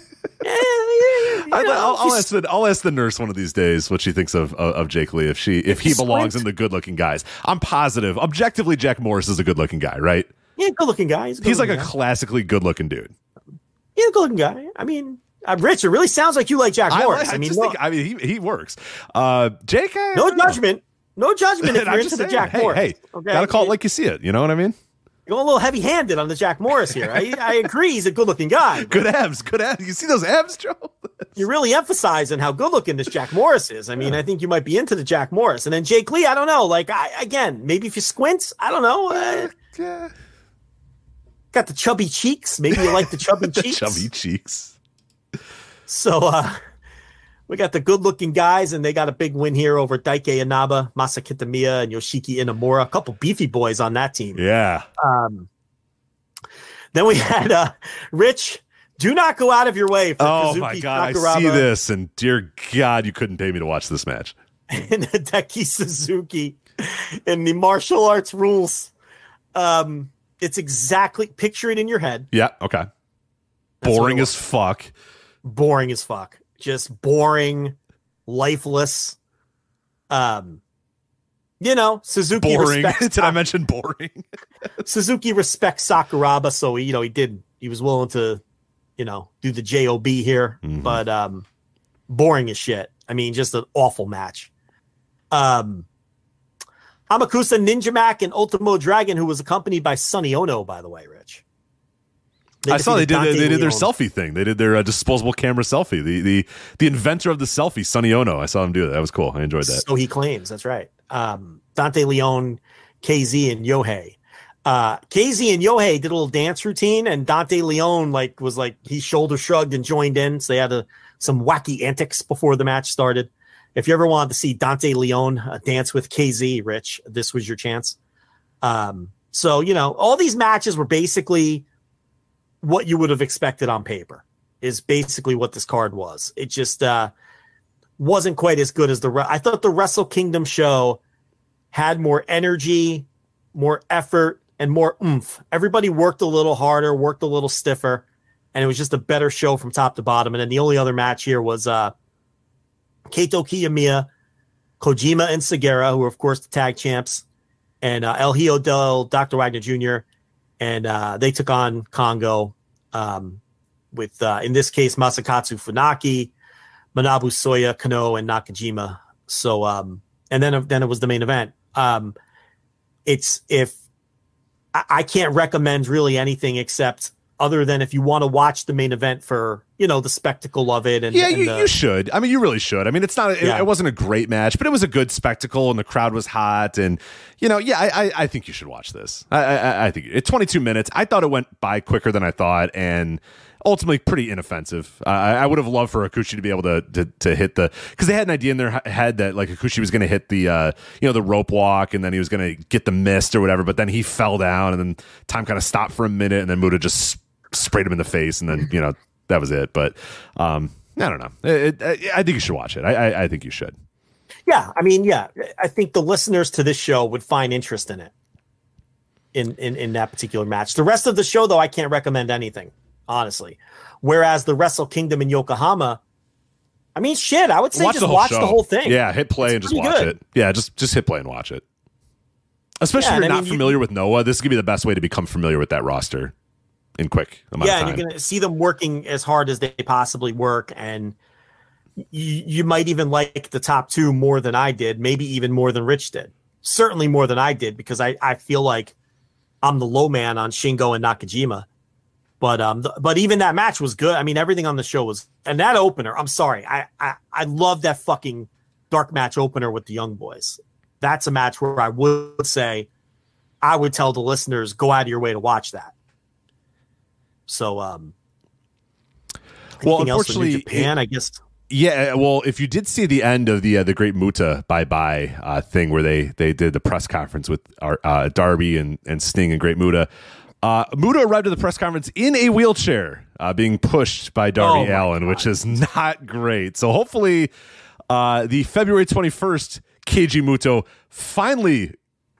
final bye-bye in the Tokyo Dome hopefully is his final bye-bye because, post-match, if you have to be dragged around backstage in a wheelchair, it might be time to hang it up. But that's going to be February 21st at the Tokyo Dome. We now know our main event, Keiji Muto's final match. It'll be Keiji Muto versus Tetsuya Naito will be the main event of Keiji Muto's final bye-bye. Also on that show, you have Okada versus Kaito Kiyomiya and some pretty fun stuff. I mean, I think those are the two highlights there is Muto versus Naito, Okada versus Kiyomiya. Those got some real juice to them. I can't wait for Okada Kiyomiya. That's going to fucking rock. Yeah, and what we didn't really get into a ton of detail about Okada at that is Okada is Okada at this point. Like I like him, you like him, he's great. He's just great at being Okada. But this was cool because it was a different Okada than we've had in a lot of years. He hasn't been angry in a while. He's been exactly what Naito was saying, and what Naito got pissed about all those years ago is he's like the teacher's pet and he's just dominates. You know what I mean? It's like he's the one that the company wants to be the top guy. And look at him, he's the top guy. And he's tried to kind of manufacture stories out of I'm trying to get the money clip over and it's not quite over, or I'm having a mental breakdown here, I have balloons and I'm wearing pants now or whatever. And he's trying to kind of manufacture those stories, and he's done okay with some of them, and some of them have been fine. But this was all right, here we go, this is a whole new Okada where he saw that blood and was just like, fuck you, dude, I'm gonna beat the living shit out of you. And we haven't seen angry Okada in a very, very, very long time, so I'm excited for him to hit the ring here and be angry. And that 1-2 punch is going to be great. Naito and Muta, Okada and Kiyomiya. I mean, the Muta thing it's going to be it. So for him, so like there's going to be some. Well, hopefully, Jesus Christ, hopefully.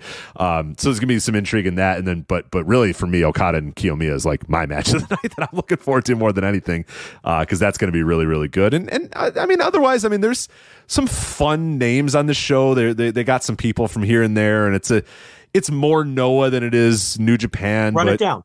Yeah, so you got Masa Kitamiya, Inaba versus Inamura and Yano in your opener. You got a Joshi 6-woman match here. 6, or is it more than that? No, sorry, 8. I don't even know who after. So you got Yamashita, Yuka Sakazaki. I think one of your favorites, Joe. Yuka Sakazaki. You miss her in AEW. Oh, the magical girl. Yeah, the magical girl. Yeah, you can. Yeah. Whatever. You can get excited again.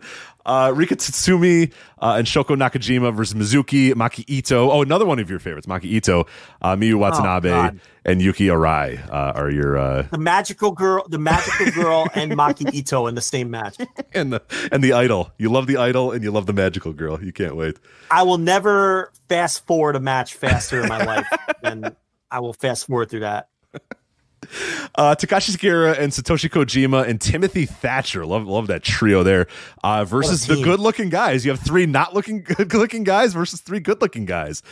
Jake three Lee. ugly motherfuckers. Right. I love that's great booking. Whoever put that together, it's Timothy Thatcher. He's missing half his teeth. Satoshi Kojima is like not an ugly guy, but not a good-looking dude either. You know what I mean? He's kind of just pudgy. And he's got his he's Satoshi Kojima, you know what I mean? He's ripping cigs right before the match. And then Takashi Sugiura, who's just like has never gotten more than 4 hours of sleep in his entire life against the good-looking guys, Jake Lee, Jack Morris, and Anthony Green. I think Sugiura can pull some girls. He's got that. Oh, he's got that energy. What he does is he doesn't pay any attention to them, and it infuriates them, and then he takes them all home.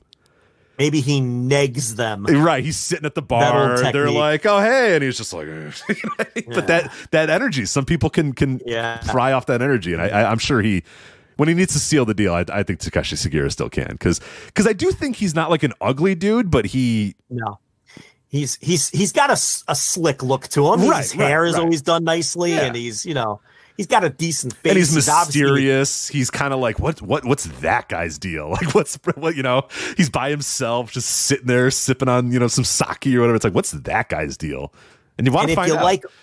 And if you like older guys, he's in tremendous shape for an older guy. Like some women like those guys, like that's the sweet spot, like in their early 50s. Some women really dig that, and he obviously, for a man that age, is in great shape and takes care of himself. I would.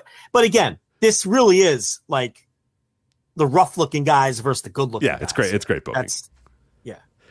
Eita, Daga, Ogawa, Hayata, and Chris Ridgway versus Atsushi Kotoge, Yohei, Yoshioka, Alejandro, and Junta Miyawaka, as we said. So there you go.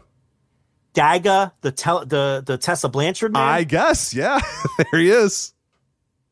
Well, used to be. I was going to say, formerly, that's one of the annoying social media things, is these two airing out all their fucking dirty laundry, sniping at one another, doing all this sort of stuff, and gross. But then Daga sends the respect our privacy, like we're going through our things, we've decided to well then you motherfucker were telling everybody. I had no idea. I went to bed not knowing anything about your relationship. I don't care about your relationship. I don't care if you broke up. I don't care if you got married. I don't care if you were expecting children. I knew nothing about the Daga Tessa Blanchard relationship until you guys were sniping at each other in social media. You are not then allowed to say respect our privacy during this time. You know how you can do that? Just don't scream about it on social media. Don't air your dirty laundry, man. How about don't tweet that she cheated on you? Right. Let's start there. Right. We don't need to know. I would love to respect your privacy, Daga. Yeah, trust me. You did this. Daga and Tessa Blanchard, I would love nothing more than respect your privacy and know nothing about your relationship. But God, it's annoying. So there's a lot of DDT people here, right? I don't even know if I know half these people. I'm not even looking at it. Where are you looking? This is, so you got the Shun Sky. It's right underneath the Shun Skywalker Kai Diamante versus Marufuji, Hio Del Wagner Jr. and Ninja Mac. It's got Mao in there. It's got Ueno, Endo. I don't even know half these dudes. I don't watch DDT, so it's like DDT offer match. Right, I don't know. That. Sure. Great. There's enough Japanese wrestling to watch. I know the big names, but I don't know half these dudes, so sorry. Gonna move on. Shun Skywalker appearing here. Kai and Diamante, as I said, against Marufuji, Hio Del Wagner Jr. and Ninja Mac. And then you have Gato and Taiji Ishimori versus Nasawa Rangai and Mazada. Oh my God. That is the hepatitis B offer match. Yuck. I just caught the drip just reading those names. They should put Nosawa in that. He should be in that match versus the good-looking guys. Another guy who's like gross, but then pulls some top-tier women. Nosawa Rangai. Io Shirai, right? Yeah, right. That's the all-timer where people are like, "No way, really?" It's like, yeah. They're like the bad boys. Kento Miyahara, yes, Kento Miyahara. But if you're thinking, oh man, well, Kento Miyahara and a Noah, what are you going to do here? You gotta be a little careful who you're going to book him against. No, you're going to put him against. It's Kento Miyahara, Suwama, and Yumo Aoyagi versus Kongo, Kano, Nakajima, and Manabu Soya. Holy shit. How are they putting them in the same ring? I don't know. So, do you want to give people some background on why these two humans usually aren't in the ring together? Sure. Kento Miyahara and Katsuhiko Nakajima hate each other's fucking guts. Yes. There's your background. There you go. Especially that guy who is so prone to like taking liberties and hitting people, and so I don't know. That's going to be very, very weird. Maybe they had a moment, or maybe they're just going to kick the living shit out of each other. That's fine too. I'm good with either of those. Maybe Kensuke Sasaki and Akira Hokuto sat them down and said, now listen, boys, this is stupid, right? Who knows? But maybe it's just lore and they don't hate each other anymore. Right. I don't know the answer, but I just hope they beat the living shit out of each other personally. I kind of hope that they should certainly play it up, if nothing else. I mean, that's the move, right? I love your idea of Sasaki and Hokuto saying, do it for Diamond Ring, all right? Come on, guys. Like, yeah, exactly. The legacy of Diamond Ring depends on it. Just get in the ring there and just be okay with each other. So, yes, Kensuke Office. Yeah, Kensuke Office / Diamond Ring. Yeah, yeah. I don't like that they changed the name. I liked Kensuke Office. Yeah, Kensuke Office is solid. Yeah, it's just so not. It's like clinical. Clinical. Yeah, because it's that guy. So you're like, all right, what do you want to call this thing? And he's like, I don't know, Kensuke Office. And they're like, all right, we'll come up with a different name tomorrow, and then we'll go with it. And he's just like, nah, it's Kensuke Office. I don't care. I used to really dig those little shows. I really fun. Enjoyed them. Yeah. How many of those are still available? Are they still readily? I could probably dig them up somewhere on some grungy site that'll destroy your computer. Anymore. Yeah. Kensuke Office. Time ring. All right, and then Hiromu Takahashi versus Amakusa, as you said, that's your other singles match. Circling that one. Yeah, I'm circling that one. I think Amakusa, the way that he's looked lately, and he might want to prove himself there and everything. He's in a high profile match. He's third from the top, so I think that has a chance to be real good. This is an interesting card. I think a lot of it, you've got a lot of people from a lot of different promotions who know they're going to have more eyes on them than they normally do. And I think everybody's going to work real hard.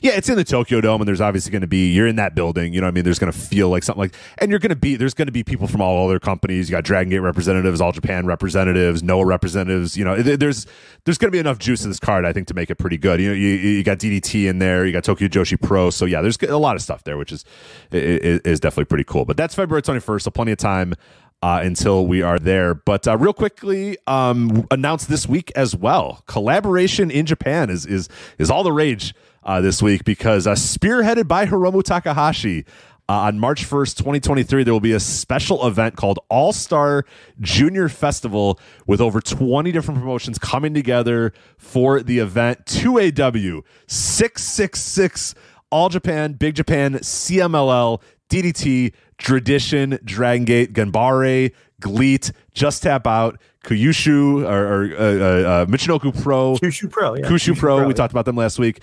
New Japan, Michinoku Pro, if I did not say them. New Japan, Osaka Pro, Pancrase Mission, Basara, Freedoms, Noah, Secret Base, showing up, 0-1, and our favorite, right? Could you say arguably our favorite? Ryuku Dragon Pro Wrestling. Mike Spears' favorite for sure. Well, he a little dingo might work this show in that case if Ryuku Dragon is there.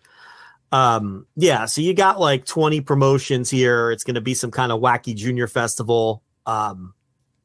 Sounds like a fun idea on paper. You know, all the major promotions are there.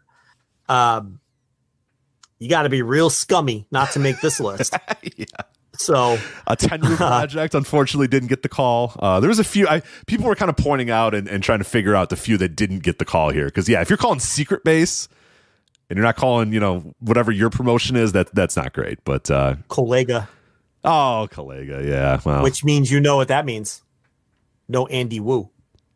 Damn it. It's unfortunate. Right. That is unfortunate because if there's a junior showcase, Andy Wu needs to be on that. But I agree. Maybe he could represent one of these other dirtbag promotions. Right. Where else does he wrestle? He's got to wrestle on some of these other ones, right? I can't believe Secret Base got in the mix. Secret Base. There's more promotions involved with this show than fans that go to Secret Base shows. Yes. Land's End. Land's End didn't get the call this year, unfortunately. Yeah. Secret Base, for people who don't know, it's a lot of former Toryumon graduates that just weren't good enough or politicked their way out of Dragon Gate and some of these other promotions, and they run shows that never make tape, and the photographs, they take them at super tight angles because there's literally never any fans there.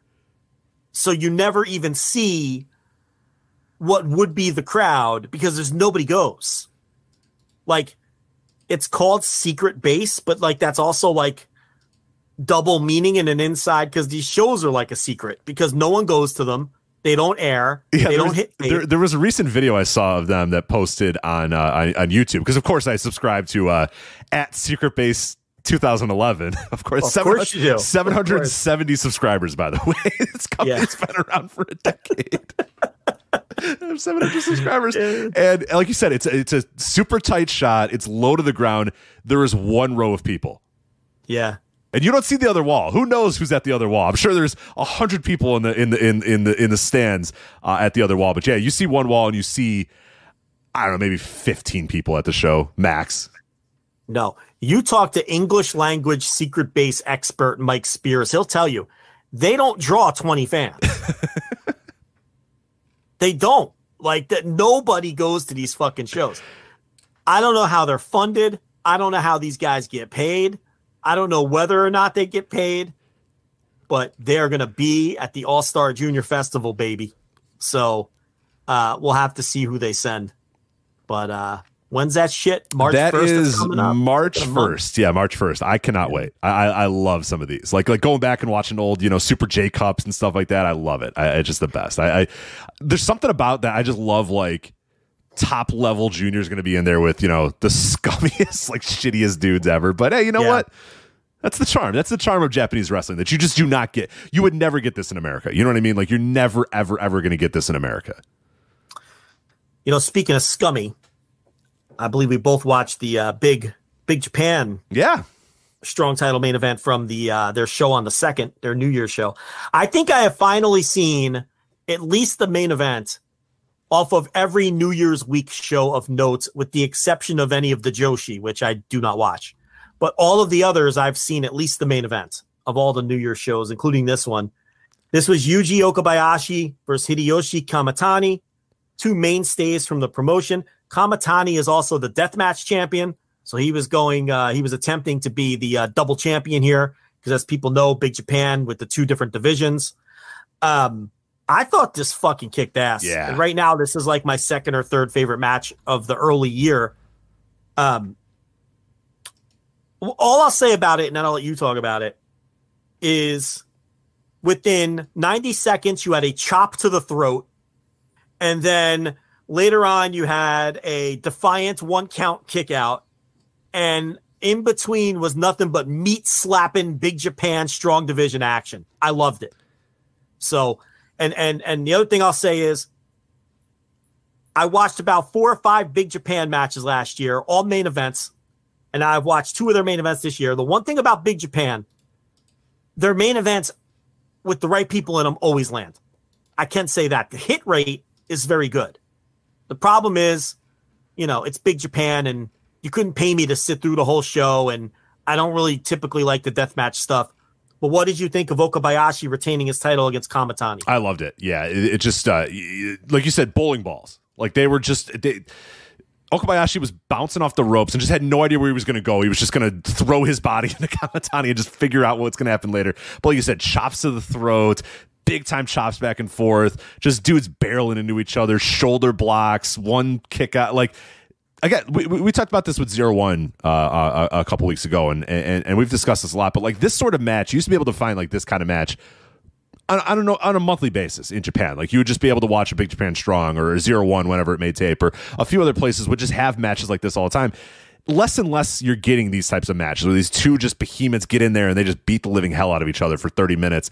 And we got it here. And I thought it was good. And Kamatani is a guy that I was, you and I were both very, very high on. Like, God, 6-7 years ago, we thought like, holy shit, this guy is going to be something. This is going to be the dude. And ultimately, he's only 30, I think now. He's still very young, but he's not that. He's good. I like him a lot, but he's not going to be any sort of game changer or anything like that. He's going to do nothing for Big Japan business, and he's done nothing for Big Japan business. But when you see him in a role like this, you're like, yeah, all right, he can fit into that strong division. And if that strong division was better, or there were more people that could wrestle that style, they might have something in Big Japan in that strong division, because Okabayashi can still go. He's still as good as he's always been. Kamatani is good at that style.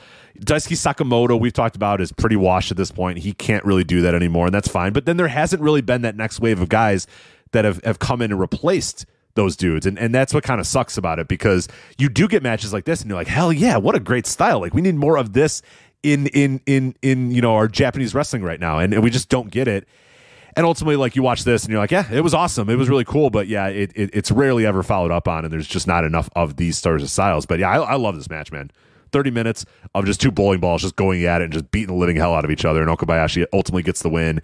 And then they do, the handshake of respect, because they just got done whooping each other's asses, and a little bit of handshake or whatever, and moved on. And I love it. Yeah, that's just classic, to me, the stuff I used to love about Japanese wrestling. One of the big reasons why I got into Japanese wrestling was matches like this. I went 4.5 on it. So, that's totally fair. Yeah, totally fair. Yeah, and then I watched Kamatani defend the deathmatch title against Ryuji Ito. Yeah, I wish I had not watched that, but, hey. That was from 2 days later, I think, in a smaller First building. ring. That was in First Ring. That was in First Ring, yeah. I went notebook on that, too. Really? Yeah, I'm not even a deathmatch guy. Is that your first Ito notebook match ever? I don't think so. I think a couple years ago, I'd have to look it up, and we don't have time now. But I actually do. I think the answer to that is no. Every now and then, one of these death matches will land with me, and this one did. I didn't think it was good as the Okabayashi match. Don't get me wrong. Okay. The Okabayashi match was like, tiptoe into the line of match of the year contender. Didn't quite get there, but I had it at 4.5. This one I'd put, at 4, maybe 4.25 if I'm feeling generous. But I thought there was a good structure to it, and in between the spots on the glass and everything, that there was a nice story to the match as well. It wasn't just gratuitous, which sometimes you get that, and that's not for me. I don't get off on guys just maiming each other, but that's not really what this was. No, this was, they were doing a wrestling match and just happened to be doing moves into tubes. Yeah. Basically. Into piles of glass. Right. It's like, they were going to do a Northern Lights bomb, but it was just going to be into a pile of glass or whatever, as opposed to, just hitting each other with shit or carving each other's foreheads out with, a knife or something. There was none of that. It was just like hit each other with some stuff, but mostly like do a wrestling match, but just have most of the matches or most of the moves land in a big pile of glass, basically. Yeah. So, I thought both of the Big Japan main events of the New Year's week really landed, and Yeah, so I will keep an eye on it. And at minimum, their main events. Their tag tournament is still happening. No, there's no way. Yes, it is. How? Yeah. Hold on, let me check. The other day when I checked, it started in September. Okay. Hold on. On the 29th. Isn't it called 2022? Isn't it the Okay, listen. Yes, it is. Psych-U League, whatever it's called? On the 29th in Nagoya, they're having the Block A decision match. I would hope. Good God. Between the astronauts, Fuminari Abe and Takuya Nomura. Yeah, I'm listening.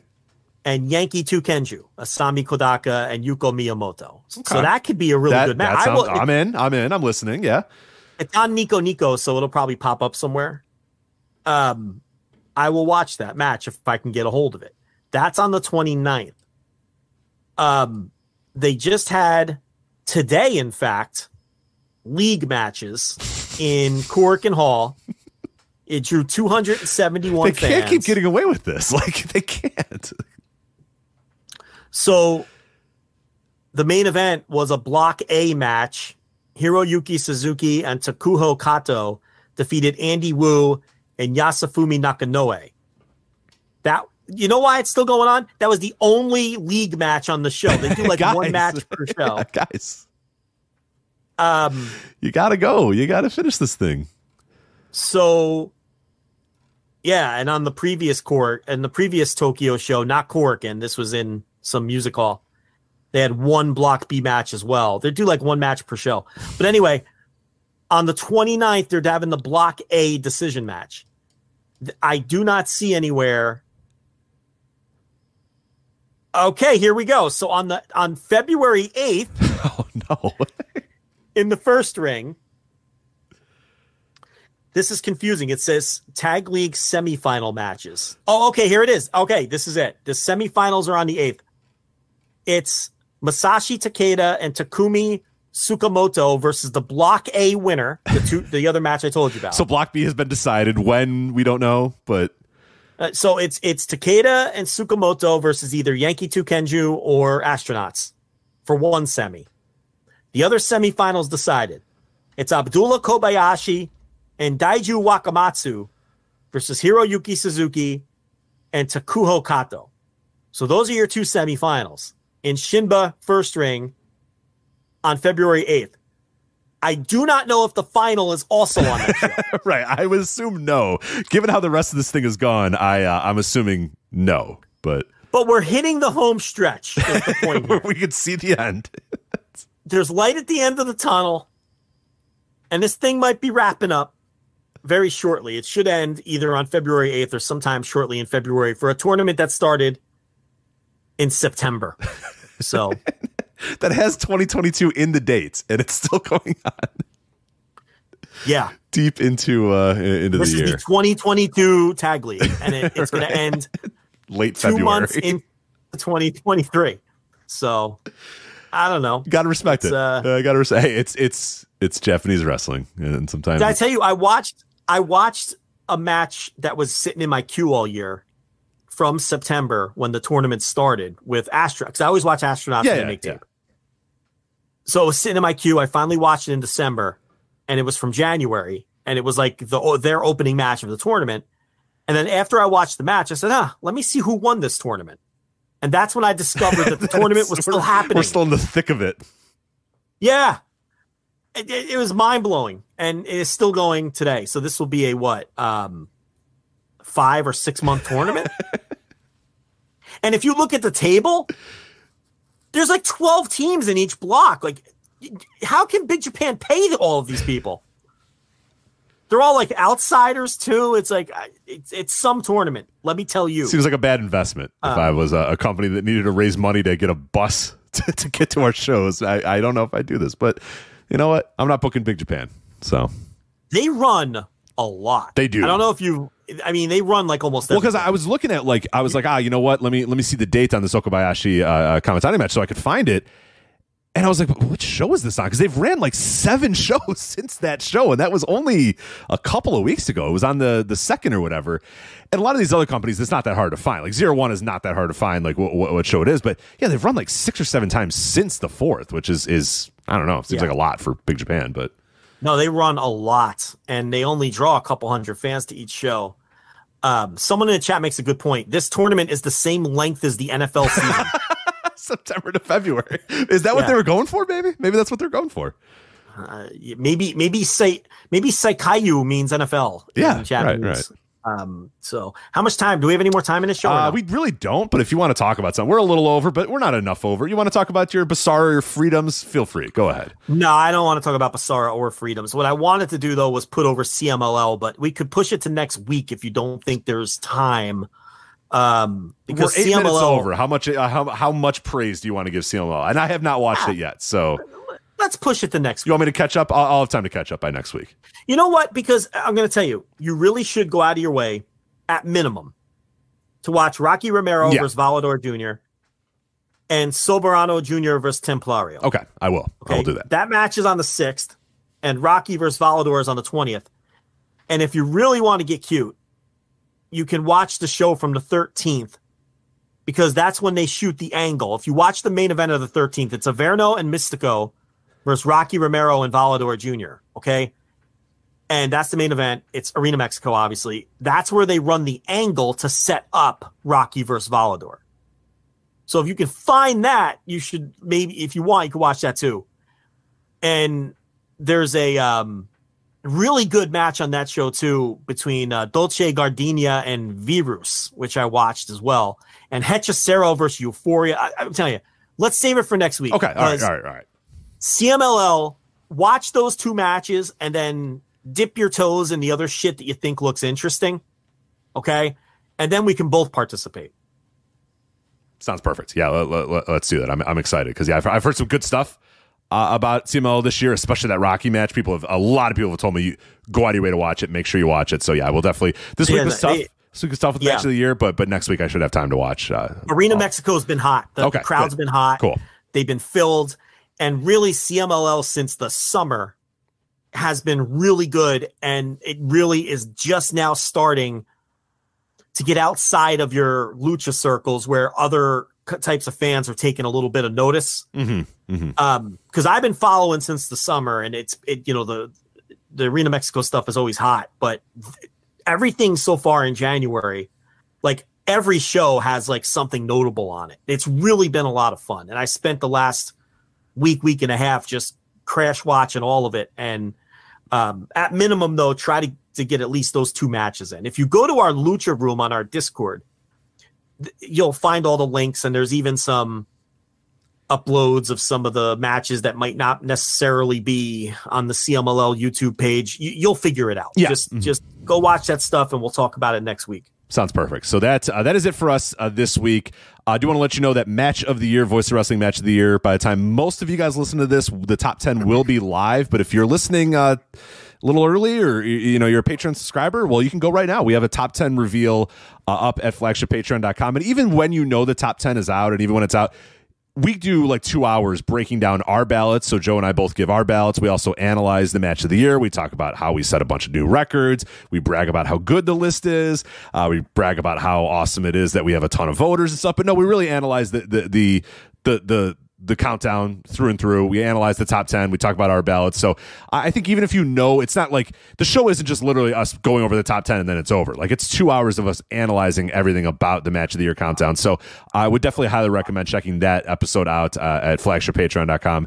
That is available at the $5 tier. But that's it. That'll be up for you at voicesofwrestling.com, so you could see the top 10, see where everybody finished, and ultimately just check out match of the year. And if there's some matches that you're looking at and you've never seen before or look interesting, or hey, it's a great. What we always say about it is it's 370 matches, but for somebody somewhere in the world, every single match listed was one of their best matches of the entire year. It was one of their top 10 matches of the entire year. So you're looking at an insane number of great wrestling matches at your disposal right there. So make sure you go check that out at voicesofwrestling.com. And then, Joe, you mentioned the Discord as well, voicesofwrestling.com/Discord if you want to join the conversation.